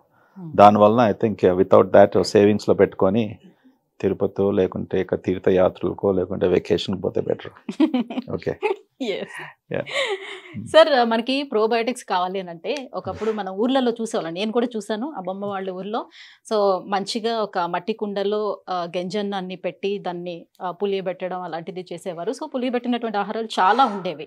సో రాను ఏంటంటే అది పూర్ పీపుల్ ఫుడ్, దాన్ని అవాయిడ్ చేయాలన్నట్టుగా దాన్ని పక్కకు పెట్టేశారు. ఇప్పుడు ప్రోబయోటిక్స్ కావాలంటే క్యాప్సూల్స్ రూపంలో వస్తున్నాయని అంటున్నారు, వాటిని తీసుకోమంటున్నారు. వీటిని ఏ రకంగా తీసుకోవచ్చు అంటారు, తీసుకోవచ్చా లేదా? అసలు నేను చెప్పేది గ్యాస్ట్రోంట్రాలజిస్ట్ నా స్పెషాలిటీ. ఓకే, అండ్ ఈ ప్రోబయాటిక్స్ ఇది $multi-billion బిజినెస్ అయింది ప్రపంచం అంతా కూడా. ఓకే, సో పేషెంట్స్ వచ్చి నన్ను అడుగుతూ ఉంటారు, డాక్టర్ గారు ఐఎమ్ టేకింగ్ దిస్ ప్రోబయాటిక్స్, ఇది మంచిదా కాదా, తీసుకోవాలనా లేదా, ఆల్ దట్ స్టఫ్. సో 20 ఏళ్ళ నుంచి 25 ఏళ్ళ నుంచి ప్రోబయాటిక్ గురించి రీసెర్చ్ జరుగుతుంది. ఎన్నో రకరకాల పబ్లికేషన్స్ కూడా వచ్చాయి. ఒకసారి మంచిది, అందరూ తీసుకోవచ్చు. ఒకసారి కేవలం ఈ జబ్బులున్న వారికి ప్రోబయాటిక్స్ మైట్ హెల్ప్. ఇంక కొన్ని పబ్లికేషన్స్లో ప్రోబయాటిక్స్ తీసుకున్నప్పటికీ హార్ము, నీకు ఫంగల్ ఇన్ఫెక్షన్స్ రావచ్చు, ఓకే, నీకు వేరే ప్రాబ్లమ్స్ రావచ్చు, please don't take probiotics unnecessary అంటాం. మీరు అన్నట్టు best probiotic in the world, cheapest probiotic is పెరుగు, అంతే కదా. రైస్, గంజి అన్నము లేకుంటే రాత్రి వండిన రైస్ రెఫ్రిజిరేటర్లో పెట్టుకున్న తర్వాత ఫర్మెంటేషన్ అవుతుంది. ఆ ఫర్మెంటేషన్ అయినప్పటికీ ఏమవుతుంది, అందులో కొన్ని బ్యాక్టీరియా ఓకే ఉంటుంది. ఆ బ్యాక్టీరియా చాలా హెల్ప్ఫుల్. అంతే, ఫర్మెంటేషన్ వలన ఫర్ ఎగ్జాంపుల్ పెరుగులో ఏముంది, లాక్టోబాసిలస్ అంటాం. Lactobacillus is a very good component of this probiotic capsules. ఇప్పుడు ప్రోబయాటిక్స్ మనం బయట ఫార్మసీస్లో అమ్మినప్పటికీ కూడా మేము ఏం చూస్తాము, అందులో ఏ బ్యాక్టీరియల్ స్పీసీస్ ఉంది. ఈ ప్రోబయాటిక్స్ డిఫరెంట్ బ్యాక్టీరియల్ కల్చర్స్తో తయారవుతాయి, అండ్ అందరికీ ఒకటే ప్రోబయాటిక్ హెల్ప్ కాదు. So we will look in to ఈ ప్రోబయాటిక్లో ఏ బ్యాక్టీరియల్ స్పీసీస్ ఉన్నాయి, ఈ పేషెంట్కు ఇప్పుడు సంబడి ఇన్ఫ్లామేటరీ బౌల్ డిసీజ్ అంటాం, అంటే గట్టుకు సంబంధించిన జబ్బులు. ఈ జబ్బుల్లో మేము బాగా ఆలోచిస్తూ పేషెంట్స్కు ప్రిస్క్రైబ్ చేస్తాం. ఈ డిసీజ్లో ఈ కాంపోజిషన్ ఉన్నప్పటికీ ఈ ప్రోబయాటిక్ బాగుంటుంది, తీసుకుంటే బెటర్ అనేసి. పర్సనలీ హెల్తీగా ఉన్నప్పటికీ నో ప్రోబయాటిక్ ఈజ్ నెసెసరీ. అంటే లాక్టో ఇంటాలరెన్స్ ఉండే వాళ్ళు ఇలా తీసుకోవచ్చా క్యాప్సూల్స్? లాక్టోస్ ఇంటాలరెన్స్ ఉన్నప్పటికీ ఇప్పుడు లాక్టోస్ ఫ్రీ మిల్క్ వచ్చింది, ఆల్టర్నేటివ్ మిల్క్ తీసుకోవచ్చు, దాంతో పెరుగు చేసుకోవచ్చు, ఆప్షన్స్ చాలా ఉన్నాయి. If necessary you can take Lactobacillus ఉన్న ప్రోబయాటిక్ తీసుకోండి. ఓకే, అది చేయడం కొద్దిగా కష్టం కానీ ఈజీగా మార్కెట్లో అవైలబుల్ ఉంది. అది ఎలా డైజెస్ట్ చేసుకుంటాము, మోర్ దెన్ మన ఫుడ్ ఆహారం డైజెషన్ కంటే ఎక్కువ ఇప్పుడు ప్రాబ్లం వచ్చింది information digestion. Information digestion is the biggest problem. దానికి నా దగ్గర ఏం మందు లేదు. ఇప్పుడు మీరు చెప్పారు పెరుగు తీసుకోమని చెప్పారు, కరెక్టే. మళ్ళీ అడుగుతారు ఇక్కడ పెరుగు కూడా ప్యాకెట్ లో వస్తుంది, రైస్ కూడా పాలిష్డ్ అయిపోయింది, నేను ఎలా తీసుకోవాలి దీన్ని, ఇది ఎలా నాకు హెల్ప్ అవుతుంది అని. అంటే పెరుగు వెస్టర్న్ కంట్రీస్లో ఎన్నో దశాల నుంచి పెరుగు డబ్బులలో వస్తుంది. బిగ్గెస్ట్ బ్రాండ్ అక్కడ డానన్ అంటాం. ఇప్పుడు అది కూడా ఇండియాలో కూడా అవైలబుల్ ఉంది. ఆ కంపెనీ ఇక్కడ కొలాబరేషన్తో కొన్ని డైరీ ఫార్మ్స్తో కూడా ఇండియాకు కూడా వచ్చింది. Danone is the very popular a grocery store. Danone వాళ్ళు డానన్ ఏం చేశారంటే చూడు, ఈ కమర్షియల్లో ప్రోబయాటిక్స్ ఎవరైతే ప్రొడ్యూస్ చేసి you know thousands of dollars millions of dollars సంపాదించుకున్నారు. అదే వీడు అనుకుంటున్నాడు నేను మంచిగా పెరుగు అమ్ముతున్నాను, ఓకే ఇది న్యాచురల్ ప్రోబయాటిక్, వీడు కమర్షియల్గా వచ్చేసి క్యాప్సూల్స్ అమ్మేసి వీడు ఇంత బిలియన్స్ కొట్టేస్తున్నాడు అనేసి. సో వాళ్ళు ఏం చేసుకున్నారు, వాళ్ళు ప్రోబయాటిక్ బిజినెస్ పోయారు. అంటే డానన్ ప్రోబయాటిక్ అనేసి మొదలు పెట్టారు. అంటే కన్వర్ట్ మార్కెటింగ్ గిమిక్. సేమ్ పెరుగును వాడు ప్రోబయాటిక్ అని పెట్టేశాడు, డానన్ ప్రోబయాటిక్. సో నువ్వు కస్టమర్ గా నువ్వు గ్రోసరీ స్టోర్ కు వెళ్ళినప్పుడు ప్రోబయాటిక్ ఇదో స్పెషల్ డానన్ ప్రోబయాటిక్, నువ్వు అన్నేళ్ళ వరకు అదే తీసుకుంటున్నావు. అది information overload, information indiscipline, okay information misguidance. మీరు ప్రజలకు కన్వే చేసే ఏదే కానీ న్యూసే కానీ ఇన్ఫర్మేషనే కానీ హానెస్ట్ ఇన్ఫర్మేషన్ ఉంటే అందరు బాగుపడతారు. సో ఇప్పుడు మిల్క్ వచ్చేటప్పుడు కూడా ప్యాకెట్ పాలల్లో అసలు పోషకాలు ఏమైనా మిగిలి ఉంటున్నాయా, అందులో అవి తాగడం వల్ల ఏమైనా బెనిఫిట్ ఉంటుందా, పిల్లలకి ఇవ్వచ్చా? ఇప్పుడు అగైన్ ఇప్పుడు బిస్లరీ బాటిల్స్ అని చెప్పాను, ఓకే. సో మీ నమ్మకంతో ఇప్పుడు ఇండియాలో one of the largest dairy నాకు తెలిసిన మట్టుకు అమూల్. వాళ్ళు ఎన్నో ఇయర్స్ నుంచి ఆ బిజినెస్లో ఉన్నారు. సో ఆబ్వియస్లీ వీళ్ళు ఇన్ని రోజుల నుంచి బిజినెస్లో ఉన్నారు, వారి గురించి ఏమైనా చెడుగా ఏం వినలేదు, ఎవరు చనిపోలేదు అన్నప్పటికీ మనకు నమ్మకం ఉంటుంది. వాళ్ళు ఏమి చేసినా కూడా యాజ్ ఇండియన్స్ మిల్క్ ప్రోడక్ట్స్లో మనం చాలా వెనుకబడి ఉన్నాం, కరెక్ట్. ఇప్పుడు వెస్టర్న్ కంట్రీస్లో చీజ్, ఇప్పుడు ఆమ్స్టర్డాము, నెదర్లాండ్స్, జర్మనీ ఇవన్నీ కంట్రీస్ కూడా వాళ్ళు చీజ్ ఎలా చేయాలనేసి మిల్క్ నుంచి వాళ్ళు చక్కగా you know 1900s, 1800s because cheese is very good. Especially మనకు వెజిటేరియన్స్కు ఎక్కువగా ప్రోటీను, ఇప్పుడు ఆ చీజ్ మన దగ్గర అవైలబుల్ ఉంటే ప్రోటీన్ చాలా ఇంపార్టెంట్ కదా. వయసు పెరుగుతుంటే కూడా ఇప్పుడు అంటున్నాం మనం ఈ కండరాలన్నీ మెల్ట్ అయిపోతాయి, యూనో వీక్నెస్ వచ్చేస్తుంది, తొందరగా చనిపోతాము. You know all this information which is coming, muscle strength ఎక్కువగా ఉండాలి, యూనో ఉన్నప్పటికీ ప్రోటీన్ కావాలి. ఇప్పుడు non vegetarian 3/4 of India are probably 80% of India is vegetarian.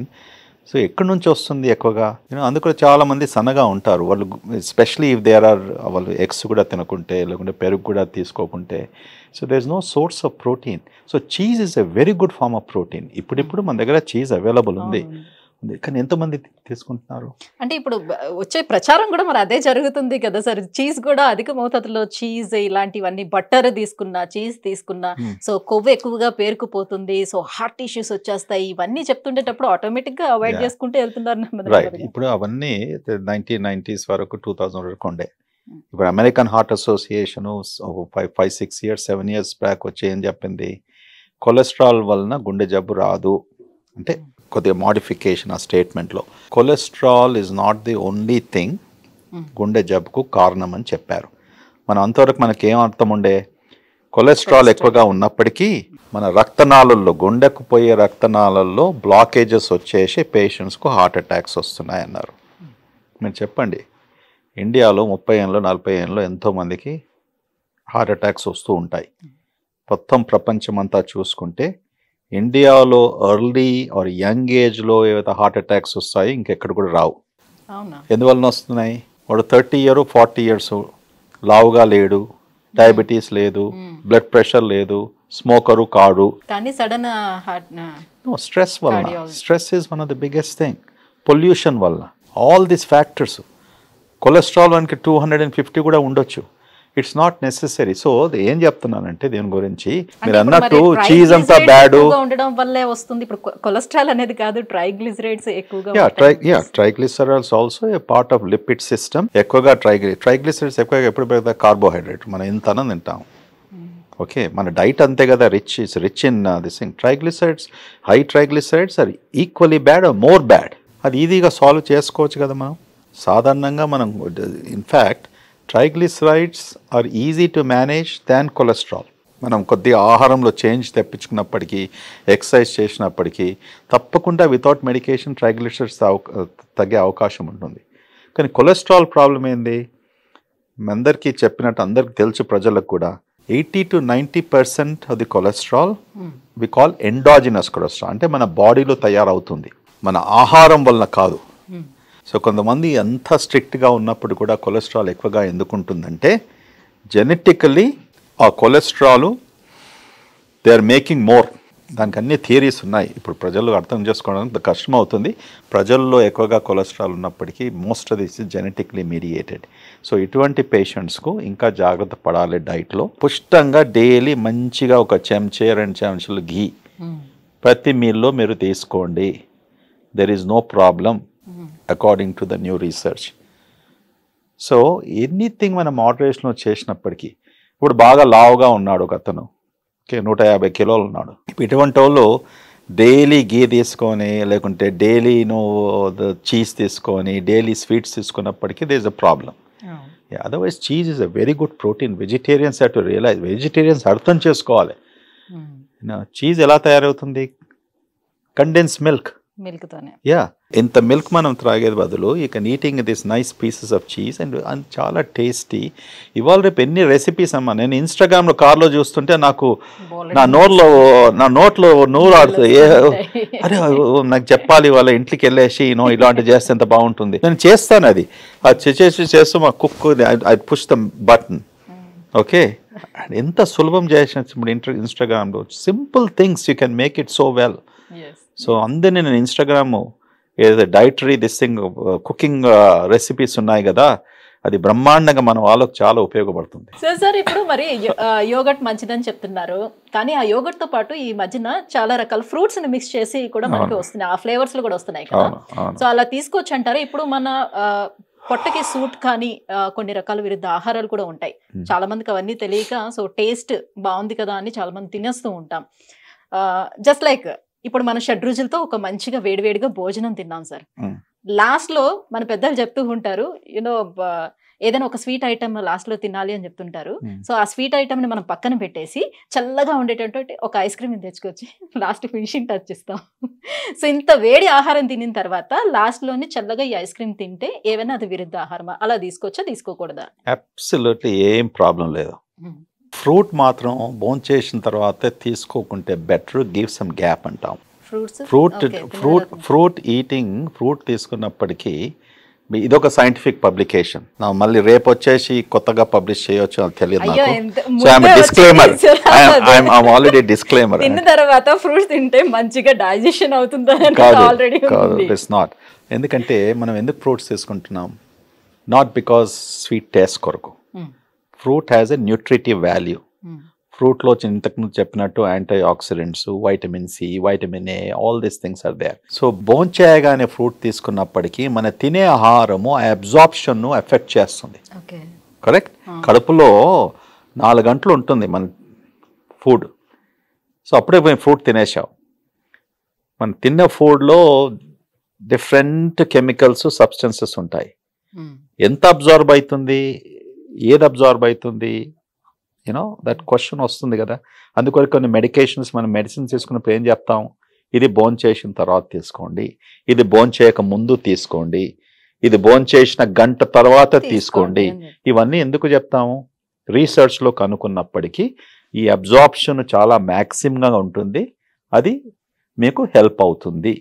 So fruit సంగతి కూడా అంతే. When you're eating the fruit, empty ఎంటీ స్టమక్లో తీసుకున్నప్పటికీ ఒక గంట ముందు ఒక గంట తర్వాత ఏం తీసుకోకుంటే బెటర్గా ఉంటుంది అనేసి యూనో కొద్దిగా రీసెర్చ్లో చెప్పారు. అందుకొరకే నేను డైలీ మార్నింగ్ నా బ్రేక్ఫాస్ట్ అంతా కూడా మంచి ఫ్రూట్, మిక్స్డ్ ఫ్రూట్ బౌల్. నేను దాని ముందు దోశ తినను, దాని తర్వాత ఇడ్లీ తినను, దాని తర్వాత you know I want to give మా స్టమక్ స్పేస్ ఇచ్చేసి let this fruit completely get absorbed. You know నేనేం పాటిస్తాను, నేను డైలీ ఉదయము యాంటీ ఆక్సిడెంట్ జ్యూస్ అనేసి ఇంట్లో బ్లెండర్లో కేలు, సెలరీ, యూనో కివీ ఫ్రూటు వేసుకొని గ్లాస్లో గ్రీన్ బాటిల్, అది గ్రీన్గా ఉంటుంది. అది చూస్తుంటే కూడా నాకు భయం అవుతుంది ఒకసారి, ఎందుకంటే చేదుగా ఉంటుంది. అయినా అమ్మా ఇది ఎందుకు తీసుకుంటున్నారా బాబు ఇది అనేసి, బట్ అలవాటు అయిపోయింది. ఏంటంటే I drink like medicine. So everything మనం ప్రతిదీ భోంచేసిన ఆహారము, ప్రతిదీ తీసుకునేది అది కేవలం టేస్టీగా ఉండాలని మనం ఆ ఉద్దేశం పెట్టుకోకూడదు.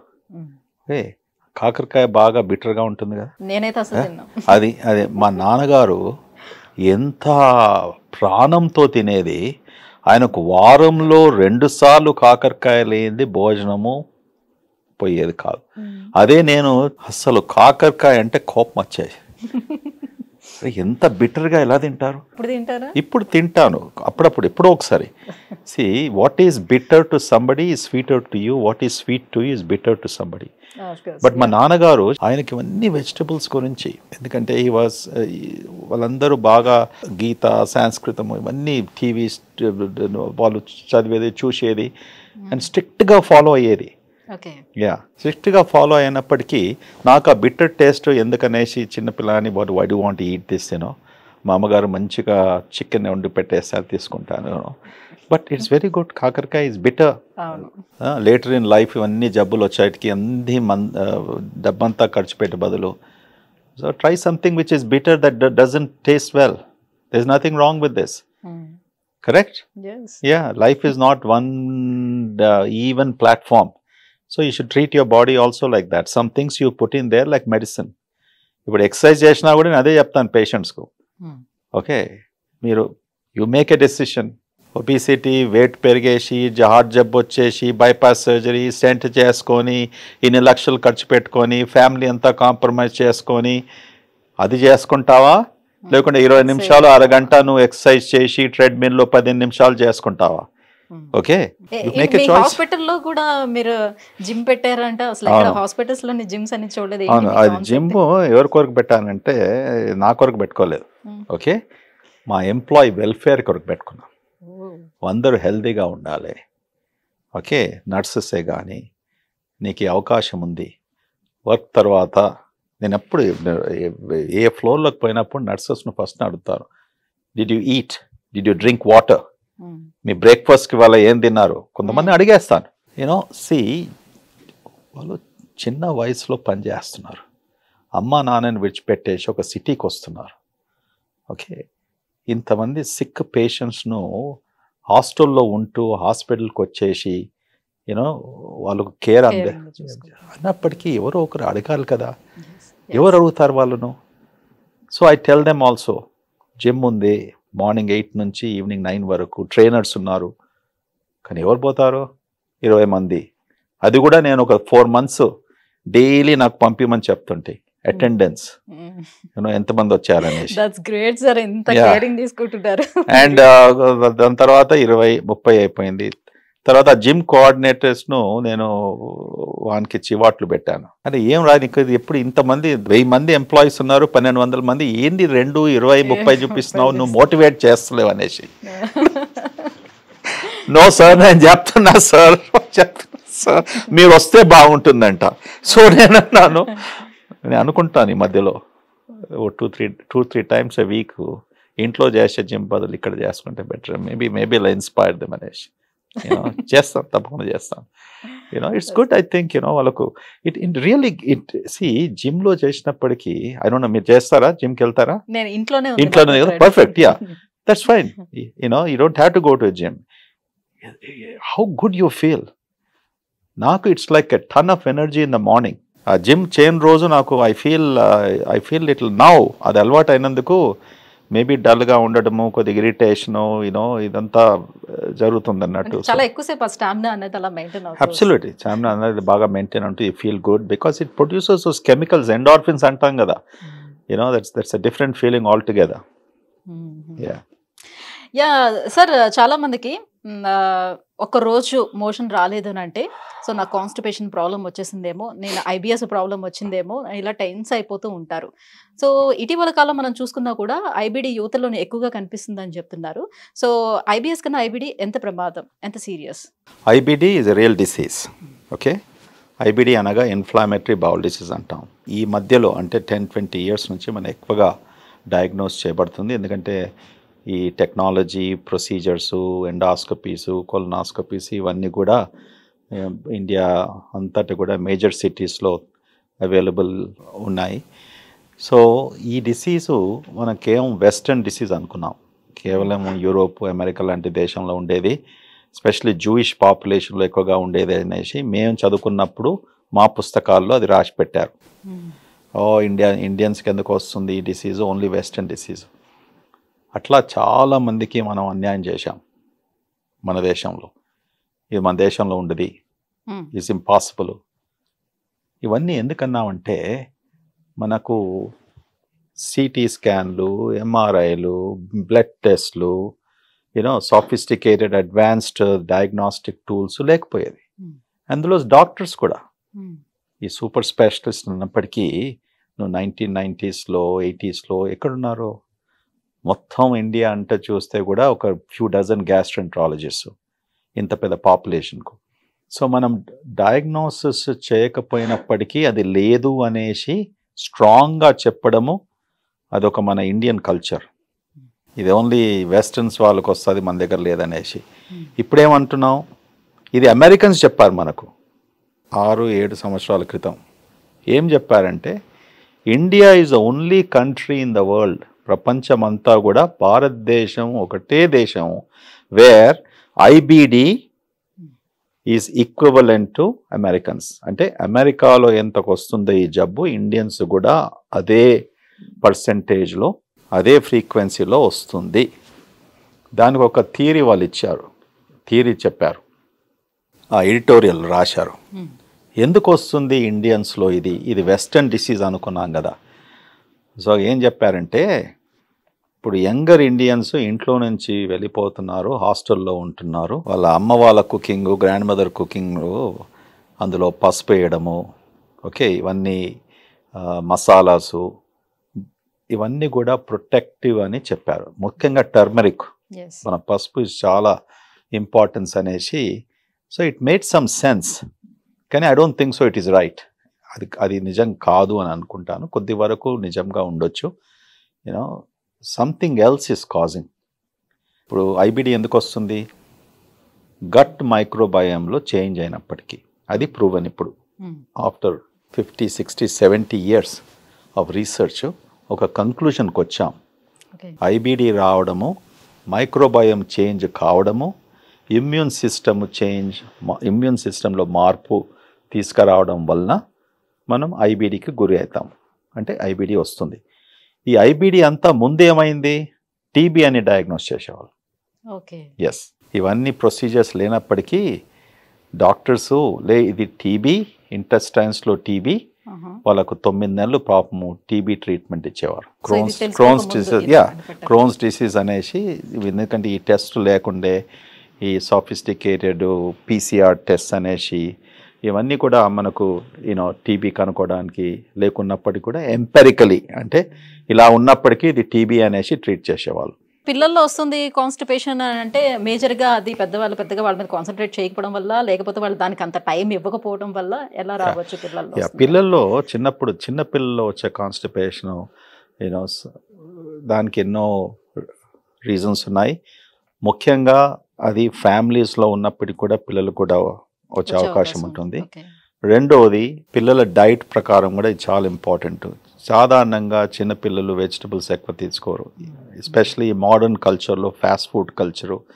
యూనో నేను గ్యారంటీగా మీకు ఇస్తాను, ఎంతమంది ఫ్యామిలీస్లో middle school high school students మంచిగా కూర్చొని ఒక వెజిటబుల్ కర్రీ లేకుంటే మన దాలు ఇవన్నీ తీసుకుంటారు. చాలా తక్కువ అయిపోయింది ఈ ఫాస్ట్ ఫుడ్ కల్చర్లో, చాలా తక్కువ. రైట్. అండ్ చిన్న పిల్లల్లో అంటే 1 year 2 yearsలో కొన్ని డిసీజెస్ కూడా ఉన్నాయి. సో అది రూల్ అవుట్ చేయాలి. కాన్స్టిపేషన్ వచ్చే డిసీజెస్, సైకలాజికల్ డిస్టర్బెన్సెస్, యంగ్ పీపుల్లో కూడా స్ట్రెస్ వాళ్ళు ఎక్స్ప్రెస్ చేయరు, దానికి కూడా కాన్స్టిపేషన్కు దారి చేస్తుంది. సో ఇవన్నీ కూడా డిఫరెంట్ సిచ్యువేషన్స్లో ఇటువంటి వచ్చే అవకాశం ఉంటుంది. అది ప్రాపర్గా డయాగ్నోస్ చేసుకొని ఇది కేవలం డైట్ వలన అయితే అది very simply you can solve it and help the patients. Medications చాలా ముఖ్యం. మనం చాలామంది ఇంతకన్నా చాలా మెడికేషన్స్ తీసుకుంటాం మనం పేషెంట్స్ అనవసరంగా. అది కొన్ని మెడికేషన్స్ కాన్స్టిపేషన్ లేకుంటే డయేరియా రెండు వచ్చే అవకాశం ఉంటుంది. సో డాక్టర్ దగ్గరికి వెళ్ళినప్పుడు డాక్టర్ ఫస్ట్ ఏది గమనించాలంటే ఆ లిస్ట్ ఆఫ్ మెడికేషన్స్ చూడాలి. ఓకే, డాక్టర్స్ తొందరపడి ఇది ఉండేసి అనేసి ఈ టెస్ట్లు రాయడము, ఓకే, ఆ మెడికేషన్ చూడకపోవడము. ఎందుకంటే మీరు ఒక 10,000 టెస్ట్ చేసే బదులు ఆ పేషెంట్ తీసుకున్న మెడికేషన్ లిస్ట్ తీసుకొని డయాగ్నోస్ చేస్తే దీనివల్ల మీకు అవుతుంది, ఇది మీరు చేంజ్ చేసుకుంటే బాగుంటుంది, తర్వాత ఒక 1 రోజుల తర్వాత మళ్ళీ మనం చూద్దాము. పర్సిస్టెంట్ కాన్స్టిపేషన్ అయితే యూ కెన్ ఇన్వెస్టిగేట్. సో ఇప్పుడు ఈజీ టు కుక్ అనే కొన్ని ఫుడ్స్ కూడా మనకు వచ్చేసాయి, 2 minutesలో కుక్ చేసుకునే ఫుడ్స్. సో అందరికీ అర్థమైనట్టు చెప్పాలి అని అంటే like Maggi and packaged foods కూడా చాలా వచ్చేసాయి. అండ్ అందులో చాలా ప్రిజర్వేటివ్స్ ఉంటున్నాయి, షుగర్స్ ఉంటున్నాయి. బట్ వాడైతే లేబుల్ మీద ఇస్తాడు, ప్యాకెట్ లేబుల్ మీద ఇంగ్రీడియంట్స్. పాప వాడు తప్పే లేదని చెప్పొచ్చు, అన్ని ఏం మిక్స్ చేస్తానని ఇస్తాడు, ఇంత చిన్న చిన్న అక్షరాలు పాప. కానీ అది ఎవరో మనం చూడం, పైన ఉన్న ఈ బొమ్మను చూసి ఓకే ఇది బాగుంది అన్నట్టు తీసుకొస్తాం. సో దీనివల్ల వచ్చే కాంప్లికేషన్స్ ఏమి ఉంటాయి? కాంప్లికేషన్స్ ఏం లేదు. మీరు అన్నట్టు లేబుల్ చదువుతాం కదా, బ్రహ్మరాత్ర కదా, అంతా రాసి పెడతాడు అక్కడ. అందులో ప్రోటీన్ ఇంత, షుగర్స్ ఇంత, సోడియం ఇంత, పొటాషియం ఇంత, అన్ని రాసి అందు కూడా చదవం కదా మనం. మీరు అదే అంటున్నారు కదా మనం. అది చదవకుండా కలర్ ద్వారా లేకుంటే రుచిగా ఉంటుంది అనేసి వాడు తీసుకుంటాడు, తర్వాత కొన్ని వచ్చే ప్రాబ్లమ్స్ వస్తుంటాయి. కానీ అది చెప్పేది ఏంటంటే it's a good thing packet మీద రాసేది, ఎందుకంటే మనం క్యాలరీస్ ఎన్ని వస్తున్నాయి అనేసి కనుక్కుంటాం. కొంతమంది నేను చూసేది ప్యాకెట్లో ఇది క్యాలరీస్ ఎంత, okay, because your calorie conscious, weight పెరుగుతుంది, షుగర్ ఎక్కువగా ఉంది, అంతవరకు చూసుకుంటే పర్లేదు. ఓకే, ఇప్పుడు ఫర్ ఎగ్జాంపుల్ మనం సే బాదాం అనుకోండి, ఆల్మండ్స్, ఓకే, నీకు ఇష్టం ఉంటుంది, ఏమంటాం మనము, ఒక ఫిస్ట్ ఫుల్ ఆఫ్ ఆల్మండ్స్, అంటే మీ పాములో 5-6 ఆల్మండ్స్ తింటే డైలీ మోర్ దెన్ ఎనఫ్. అది రోస్టెడ్ ఆల్మండ్స్ ఉందనుకోండి, 5 తినేస్తాము, 10 తినేస్తాము, 20 తినేస్తాము, 30 తినేస్తాము. దాని నుంచి ఎన్ని క్యాలరీస్? 400, 500, 600 క్యాలరీస్. అరగంటలో మీరు అన్ని క్యాలరీస్ మీరు తీసుకున్నారు. సో లేబులింగ్ ఈజ్ ఇంపార్టెంట్, అన్ని రకాలుగా మనకు హెల్ప్ అవుతుంది. దాని తర్వాత మీరు అన్నారు కదా 2 minutes 5 minutes కుకింగ్, అది కూడా చాలా ఇంపార్టెంట్. ఇప్పుడు ఎయిర్ ఫ్రైయర్ అంటాం కదా, ఎయిర్ ఫ్రైయర్స్, ఓకే, చాలా మంది కూడా చిన్న ఎయిర్ ఫ్రైయర్స్, ఇది air fryer is better than even ovens. Okay, ఇప్పుడు చాలా మంది ఇళ్లలో చిన్న ఎయిర్ ఫ్రైయర్స్, పెద్ద ఎయిర్ ఫ్రైయర్స్ పెట్టుకున్నారు. Air fryer is actually good, ఎందుకంటే without oil, without anything, and అది బాగా టేస్టీగానే ఉంటుంది. ఈ అవన్స్ కూడా ఇవాళ ఇప్పుడు మీరు అన్నారు కదా, ఇంత పెద్ద పెద్ద అపార్ట్మెంట్స్ పెట్టుకుంటున్నారు, కిచెన్ ఇంత సన్నగా ఉంది అనేసి. కానీ ఇవి పోయి అక్కడ చూడాలి, మెజెస్టిక్ అవన్స్ ఉంటాయి వీళ్ళు. అది సంవత్సరం ఒకసారి యూజ్ చేస్తే కూడా బాగానే ఉంటుంది. Okay, right. ఎగ్జాంపుల్ ఎందుకు చేయాలంటే ఒకటి భయం. దేని వలన భయము? బయటి ప్రపంచంలో వెస్టర్న్ సివిలైజేషన్స్లో అది ఎప్పటి నుంచో ఉన్నాయి. వాళ్ళకు మేజర్ కుకింగ్ అంతా కూడా నాట్ మన గ్యాస్ స్టవ్స్లో తాల్పు వేయడము, ఆయిల్ వేయడము, first onions, garam masala, all this routine. Okay, అది అక్కడ లేదు కదా. Chop chop chop chop chop. Okay, అవన్లో పెట్టండి. Here is the casserole, here is the meat loaf. Okay, and nice meal. మన దగ్గర కూడా ఇప్పుడు అవన్స్ పెట్టుకున్నందుకు, ఎయిర్ ఫ్రైయర్స్ ఉన్నందుకు ఆ లేబుల్ మీద ఇన్స్ట్రక్షన్స్ ఉంటాయి. Keep it for 5 minutes or keep it for 4 minutes. లేకుంటే 5 minutes 3 minutes తర్వాత దాన్ని మళ్ళీ అందులో ఇది తిప్పేయండి. So the other side also gets warmer whatever you're keeping in the food. That is very important. మీకు చెప్పాలంటే నిన్నే ఇన్స్టాగ్రామ్లో air fryer different dishes temperatures పెట్టాడు. అరే ఇది బ్రహ్మాండంగా ఉంది, ఇది నాకు ఒక లివర్ డిసీజ్ ఫార్ములాగా ఉంది, ఇది జ్ఞాపకం పెట్టుకోవాలంటే నేను నోట్స్లో పెట్టుకుంటాను అనేసి ఇమీడియట్లీ మా ఇంట్లో ఉన్న పనివానికి పంపించేశాను. అరే ఇది ప్రింట్ చేసుకొని కిచెన్ డ్రాలో పెట్టుకొని రా, యూనో. లేకుంటే అస్తమానం వాడు సమోసాని ఎయిర్ ఫ్రైర్ చేస్తుంటే ఎన్ని నిమిషాలు పెట్టాలి వాళ్ళకి ఏం తెలుసు? వీళ్ళందరూ చదువుకునే వాళ్ళు కారు. We're dependent upon them. Okay, so అది చాలా ముఖ్యం. వన్ ఈస్ క్యాలరీస్, షుగరు, ఈ కంటెంట్, దాని తప్ప ఇంకేం వేరే ఎక్కువ చూసేది అక్కర్లేదు. రెండోది ఎలా కుక్ చేయాలి. లేకుంటే ఇవన్నీ తీసుకొచ్చేసి సరిగ్గా టెంపరేచర్లో మీరు పెట్టుకొని కుక్ చేయకుంటే it won't taste well. Okay, అది కేవలం ఒక నిమాయిష్ కొరకు ఉండిపోతుంది. మీరు అన్నట్టు మీ ఇంట్లో మంచి అవన్ ఉంది కదా, యూనో. సో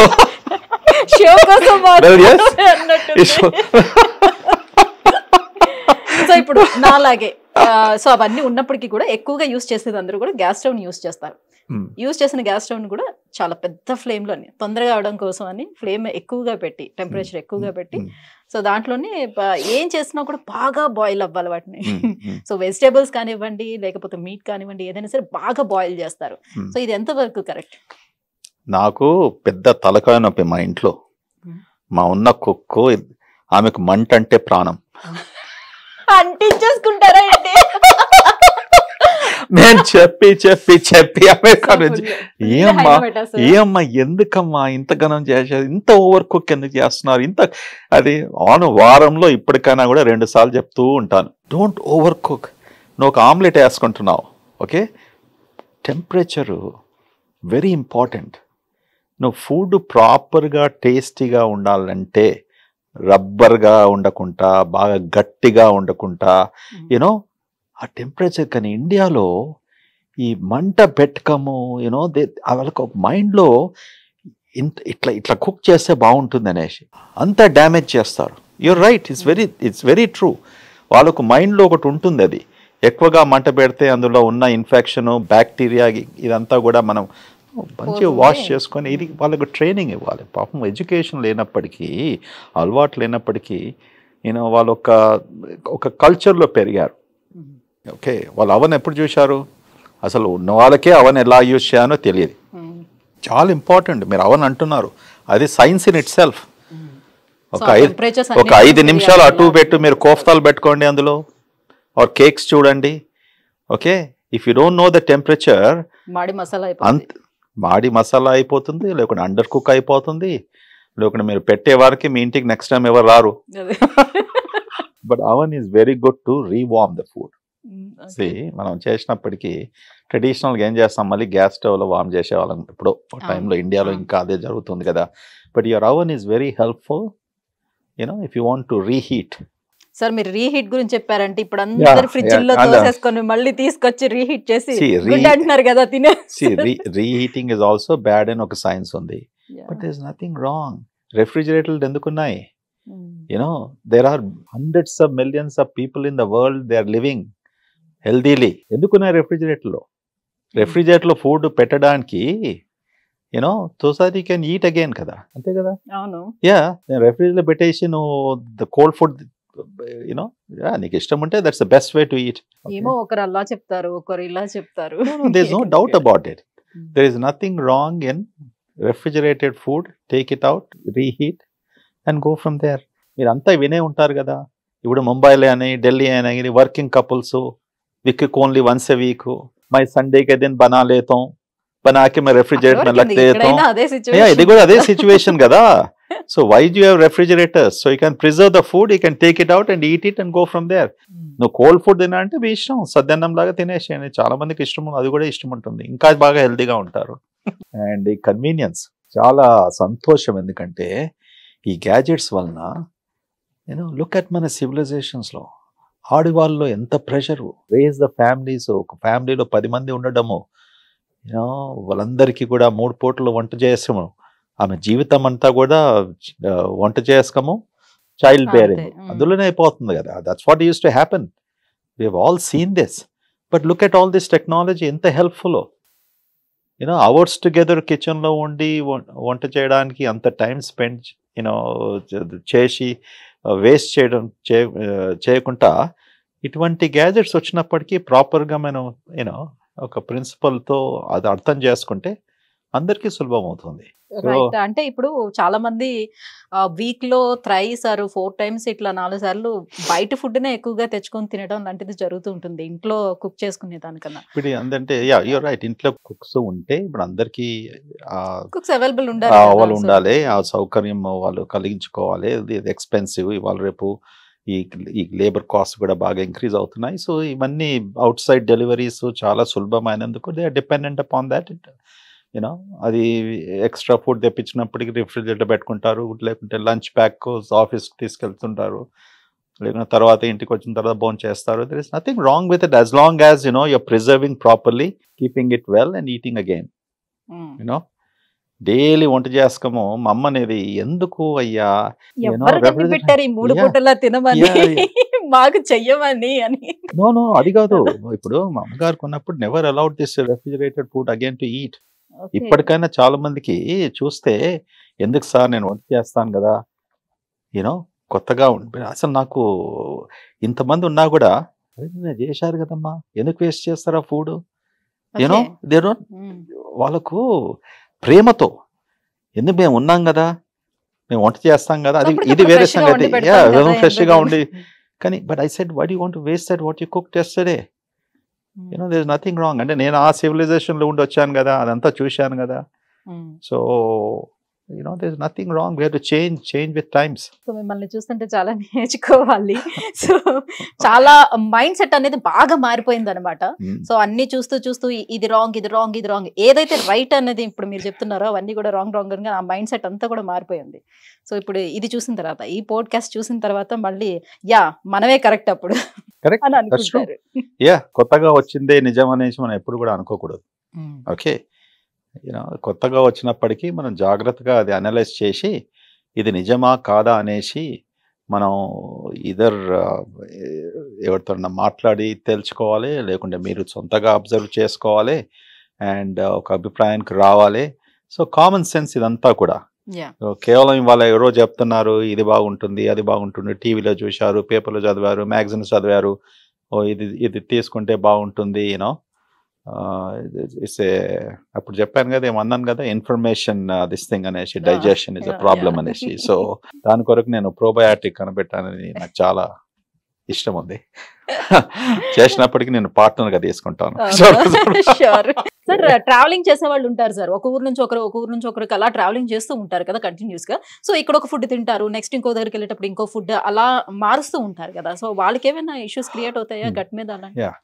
సో ట్రావెలింగ్ చేసినప్పుడు చాలామంది మేము పేషెంట్స్ చూస్తుంటాం, కొద్ది కష్టం అవుతుంది. ఎందుకంటే జస్ట్ లైక్ మీరు అన్నాం కదా, ఇంతకు అనుకున్నాం రాత్రి టైంలో పని చేసినప్పటికీ ఉదయంలో ఆ సిచ్యువేషను అలవాటు అవుతుంది. బికాజ్ అది కన్సిస్టెన్సీ ఉంటుంది.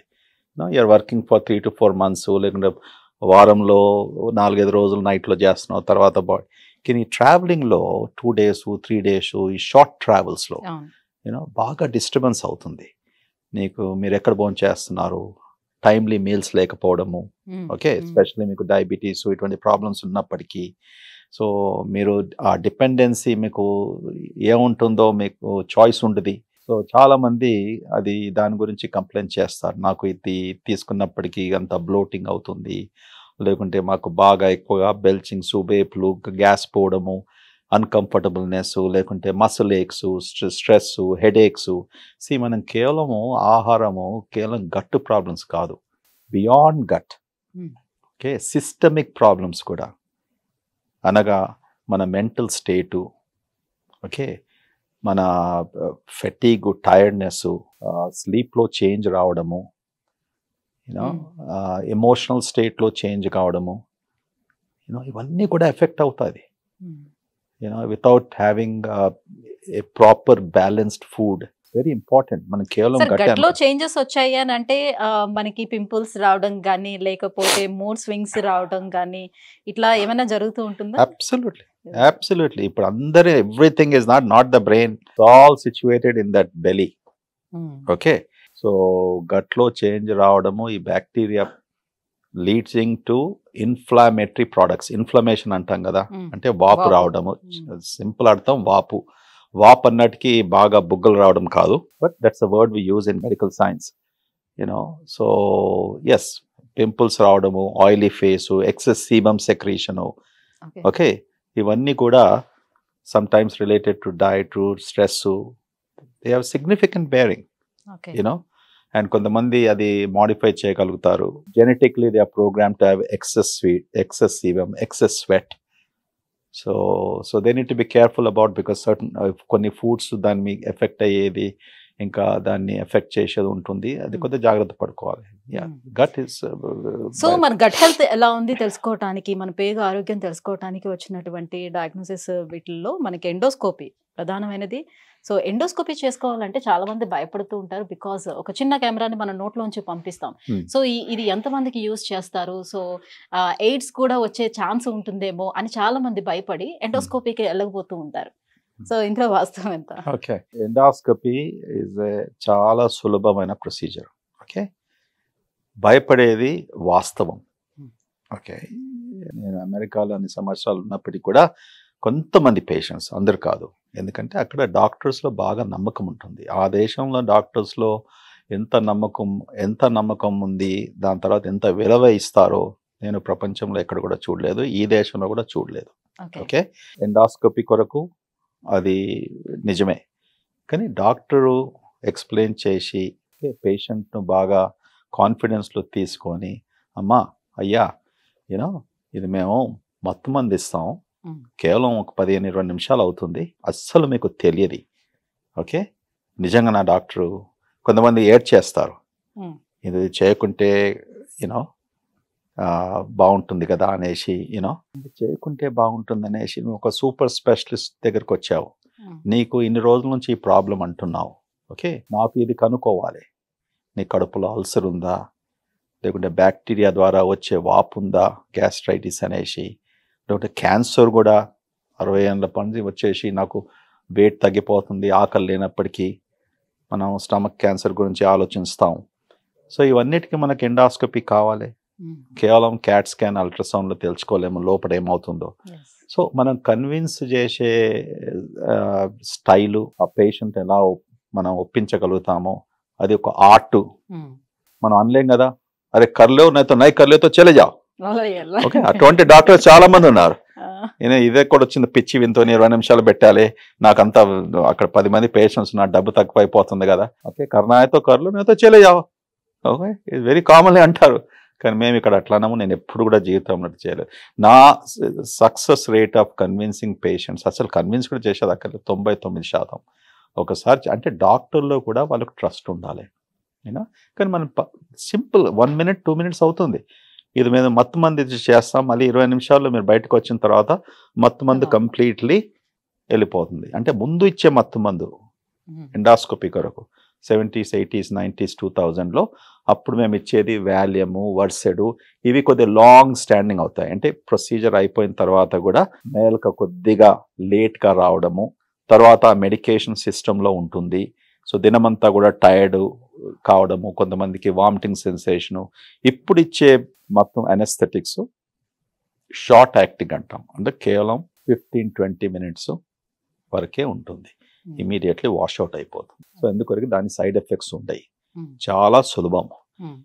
ప్రాపర్గా అడ్వైస్ చేసినప్పటికీ ఇప్పుడు కోలన్ క్యాన్సర్ స్క్రీనింగ్ అనేసి 45 సంవత్సరాలు వచ్చినప్పటికీ చేసుకోవాలనేసి మొత్తం ప్రపంచం అంతా కూడా రికమెండేషన్. అది నేను ఇండియాలో కూడా ఇప్పుడు చేస్తున్నారు. నేను హైదరాబాద్లో మొదటిసారిగా చాలా సిస్టమేటిక్గా మా హాస్పిటల్లో కాంటినెంటల్స్లో అది మేము ఎస్టాబ్లిష్ చేసాం. దాంతో 3500 పేషెంట్స్ స్టడీ చేసి కూడా ఇప్పుడు పబ్లిష్ చేస్తున్నాం. ఓకే, ఎంతమందికి ఈ వయసులో అంటే క్యాన్సర్ కంటే ముందు గడ్డలు పుడతాయి పెద్ద పేగులో. ఓకే, 45 సంవత్సరాలు కట్ ఆఫ్ ఎందుకు తీసుకున్నాము? ఈ వయసు నుంచి ఇవి గడ్డలు పుట్టి 10-15 సంవత్సరాల్లో క్యాన్సర్లో మారుతుంది. అందుకొరకే స్క్రీనింగ్ కొలనాస్కోపీని చేసుకుంటే నీకు ముందు కోలన్ క్యాన్సరు, రెక్టల్ క్యాన్సర్ వచ్చే అవకాశం బాగా తగ్గిపోతుంది. Okay, situation. అంటే సో ఇవి కొంతమందికి ప్రివెంటివ్ క్యాన్సర్ టెస్ట్. కానీ గడ్డలు కూడా చిన్న చిన్నవి వచ్చేటప్పుడు బినైన్ కణితులు, సో మీరు కొలనోస్కోపీ చేసేటప్పుడే దాన్ని నార్మల్గా తీసేస్తాం. తీసేస్తారు ఎస్, కదా. అబ్సల్యూట్లీ. ఇలా వచ్చిన వారికి కూడా ఫర్దర్ గా వాళ్ళకి క్యాన్సర్ వచ్చే ఛాన్స్ ఉంటుందా? సో అది మంచి ప్రశ్న అడిగారు. ఇప్పుడు ఇటువంటి ఈ గడ్డలు వచ్చినప్పటికీ ఏం చేస్తామంటే అవి తీసిన తర్వాత బయాప్సీ చూసుకుంటాం.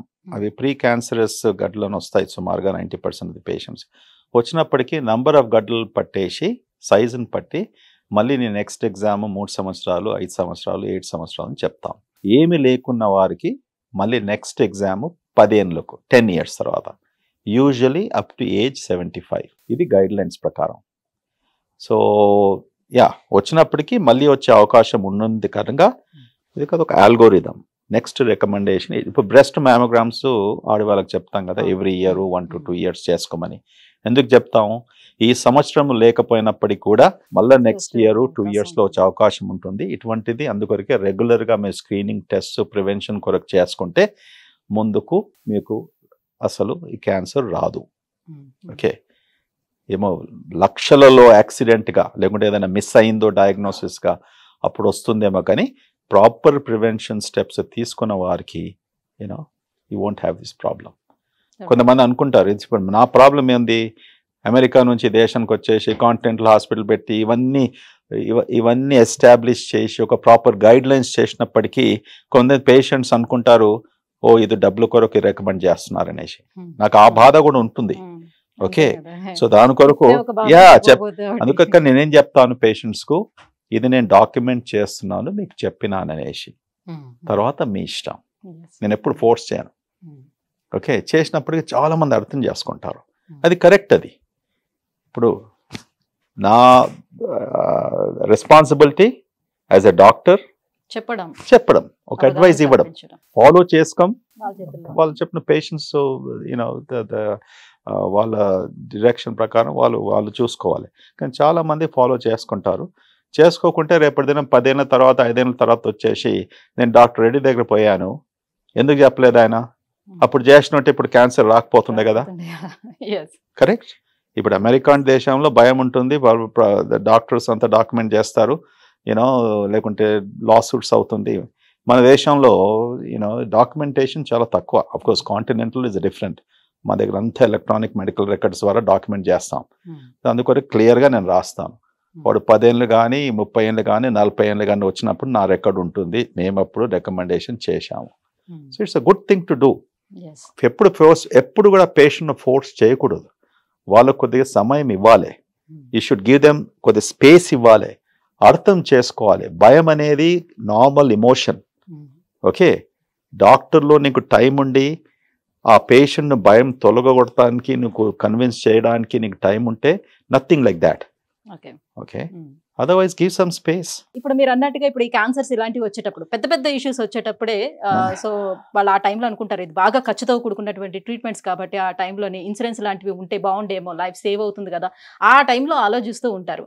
సో మన ఇండియాలో చాలా వరకు చూసుకుంటే 100%లోని 90% మెంబర్స్ కూడా ఇప్పటికీ కూడా ఇంకా హెల్త్ ఇన్సూరెన్స్ తీసుకొని వాళ్ళే, చదువుకున్న వాళ్ళు కూడా తీసుకొని వాళ్ళే చాలా మంది ఉన్నారు. సో టోటల్ గా మన ప్రభుత్వాలు ఇన్సూరెన్స్ విషయంలో ఎలాంటి మార్పులు తీసుకొస్తే బాగుంటుందని మీ ఆలోచన, మీ ఒపీనియన్? నేను ఈ దేశానికి వచ్చినప్పటి నుంచి అంటే తిరిగి వచ్చినప్పటికి కూడా వచ్చినప్పటి నుంచి ప్రతి ఇంటర్వ్యూలో పేపర్లో ఎన్నోసార్లు ఎక్కడ కూడా నాకు అవకాశం దొరికినప్పుడు మాట్లాడడానికి ఈ మాత్రం చెప్తూ ఉంటాను, please take health insurance. Okay, ఎందుకంటే మన దేశంలో ఇంత చీప్ ప్రీమియంతో హెల్త్ ఇన్సూరెన్స్ ఇంత ఈజీగా దొరుకుతుందో ఎక్కడ కూడా లేదు. 2 లక్షలు 3 లక్షలు 4 లక్షలు ఇన్సూరెన్స్ వరకు 10,000 20,000 ఏదో కడతాం మనం.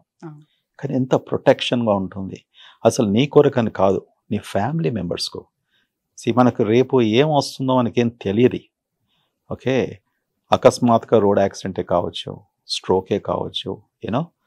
అండ్ అంత డబ్బు అంత ఇట్ మే నాట్ బి చాలామందికి సంవత్సరానికి 6 లక్షలు 10 లక్షలు 12 లక్షలు సంపాదించినప్పటికీ అది కామన్ దిస్ థింగ్. ఇవాళ రేపు it is not a big deal to earn 4-5 lakhs, 20,000-30,000 40,000 rupees a month.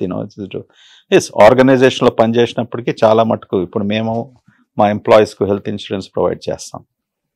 ఇప్పుడు మా ఇంట్లో పనిచేసే వారికి కూడా నేను 5 ఏళ్ల క్రితం అందరికి కూడా హెల్త్ ఇన్సూరెన్స్ హాస్పిటల్ ఉన్నప్పటికి కూడా నేను చేశాను. ఎందుకని? లిసన్, హాస్పిటల్ ఉంది కరెక్టే, కానీ హెల్త్ ఇన్సూరెన్స్ నేను ఇంత కడుతున్నాను కేవలం నీ ఒక్కరికొరకు కాదు కదా, మీ పిల్లలు ఉన్నారు, వీళ్ళందరూ ఉన్నారు, రేపు దినేమైనా అయినప్పటికీ మీకు ప్రొటెక్షన్ ఉంటుంది. అది ఎంత ఖర్చు నాకు? It's not a big deal. So మీ పాడ్కాస్ట్ ద్వారా మరి ఒకసారి అందరితో ప్రజలకు చెప్పే విషయం ఏంటంటే హెల్త్ ఇన్సూరెన్స్ తీసుకోండి. ఓకే, ఇది ఎప్పుడు మీకు అక్కరపడుతుందో తెలియదు, ఎవరి మీద డిపెండ్ అయ్యే మస్ట్ అని గవర్నమెంట్ ఏమైనా ఒక ఇది తీసుకొస్తే బాగుంటుంది అని. రైట్. ఇప్పుడు అంటే మన దగ్గర ఏ ప్రాబ్లం ఉందంటే, ప్రాబ్లం అని కాదు, ఇప్పుడు గవర్నమెంట్ ఇన్సూరెన్స్ ఉంది. ఓకే, ఇప్పుడు మన దగ్గర ఆరోగ్యశ్రీ ఉంది, సెంట్రల్ గవర్నమెంట్ ఇన్సూరెన్స్ ఉంది. మన దగ్గర తెలంగాణ స్టేట్లో అది మనం తీసుకోలేదు. ఓకే, అండ్ ఉన్నప్పటికీ గవర్నమెంట్ ఏమంటుంది, ఇప్పుడు నీ కేటగిరీ నీ ఈ పే స్కేల్లో ఉన్నప్పటికీ మేము ఉన్నాం కదా, మీకు ఇస్తాం. కానీ ప్రజల ప్రాబ్లం ఏంది, నేను పబ్లిక్ హాస్పిటల్స్కి పోతే నన్ను ఎవరు పట్టించుకోరు, ఎవరు చూస్తారు, మేము ప్రైవేట్ హాస్పిటల్కి రావాలి. ఇక్కడికి వచ్చినప్పటికీ ఏం చేస్తారు, వచ్చిన రోజుల నుంచే మాకు డిస్కౌంట్, లేకుంటే కొంతమంది ప్రెషర్స్, లేకుంటే ఎమ్మెల్యేతోనో మినిస్టర్తోనో ఎస్పీతోనో ఈ ఫోన్లు చేయడము, ఇదంతా కూడా మాకు కూడా this is not a free enterprise. Correct? మేము మీకు ఇది ఒక ప్లాట్ఫామ్ కలిగించాం ఫర్ ప్రాపర్ డయాగ్నోసిస్, మీ హెల్త్ కేర్ ప్రాపర్గా ట్రీట్ చేయడానికి. కానీ మేము చేస్తూ డాక్టర్స్కు శాలరీస్ ఇవ్వాలి, నర్సెస్కు శాలరీస్ ఇవ్వాలి, ట్యాక్సులు కట్టాలి, ఇవన్నీ కూడా ఖర్చులు ఉంటాయి కదా. ఎక్కడి నుంచి తీసుకొచ్చేది, ఎంతమందికి ఇస్తాం డిస్కౌంట్స్? సో అందుకొరకే మీకు ఇన్సూరెన్స్ కేపబిలిటీ ఉంది కదా, తీసుకుంటే ఏమవుతుంది, ఒక సంవత్సరంలో 10 సార్లు బయటికి పోయి భోంచేస్తే ఒక సుమారుగా 10,000 ఖర్చు అవుతుంది. రావు, అది రాదు. ఎందుకంటే ఇది హెల్త్ డాక్టర్ దగ్గరికి వచ్చినప్పుడు హాస్పిటల్స్కి వచ్చి ఫ్రీగా ఇవ్వాలి, సో డిస్కౌంట్స్ ఇవ్వాలి. So anyhow the bottom line is ఏంటంటే చివరికి అర్థం చేసుకునేది, ప్లీజ్ అందరూ హెల్త్ ఇన్సూరెన్స్ తీసుకోండి. ఇది మీకు మీ ఫ్యామిలీకు చాలా ఉపయోగపడుతుంది. ఏమన్నారంటే ఇప్పుడు ఒక పేషెంట్కు డయాబెటీస్ వచ్చినప్పటికీ పని చేస్తుంటే ఆ శాలరీ నుంచి సుమారుగా 30% వరకు కేవలం ఆయన ట్రీట్మెంట్లో వెళ్ళిపోతుంది.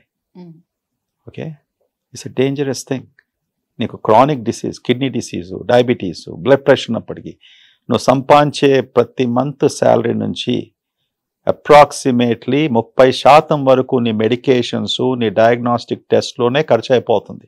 అంటే ఇప్పుడు మీరు యూఎస్ నుంచి వచ్చారు కాబట్టి మీకు ఐడియా ఉంది కదా, సో అక్కడ సంపాదించిన దాంట్లోనే ఒక 50% ట్యాక్స్ రూపంలో తీసుకుంటారు. సో దానికి వైద్యానికి కానివ్వండి, చదువుకు కానివ్వండి అన్ని ఫ్రీ ఇస్తారు. మనకి ఇక్కడ ట్యాక్స్ పోతుంది, ఎక్స్ట్రాగా ఇవి కూడా తీసుకోవాల్సి వస్తుంది కదా. సో ఇలాంటి వాటిల్లో కూడా మార్పులు వస్తే బాగుంటుందేమో అని ఆలోచిస్తున్నారు అందరూ. అక్కడ ఫ్రీగా ఎవరు ఇస్తున్నారమ్మా? సో మెడికల్ ఫ్రీ ఉంటుంది అండ్ ఎడ్యుకేషన్ ఫ్రీ ఉంటుంది పిల్లలకి అని చెప్పి అంటుంటారు. No free. మెడికేర్ 65 సంవత్సరం తర్వాత మెడికేర్ ఫెడరల్ గవర్నమెంట్ ఇన్సూరెన్స్ ఉంటుంది. ఆఫ్టర్ 65 తర్వాత.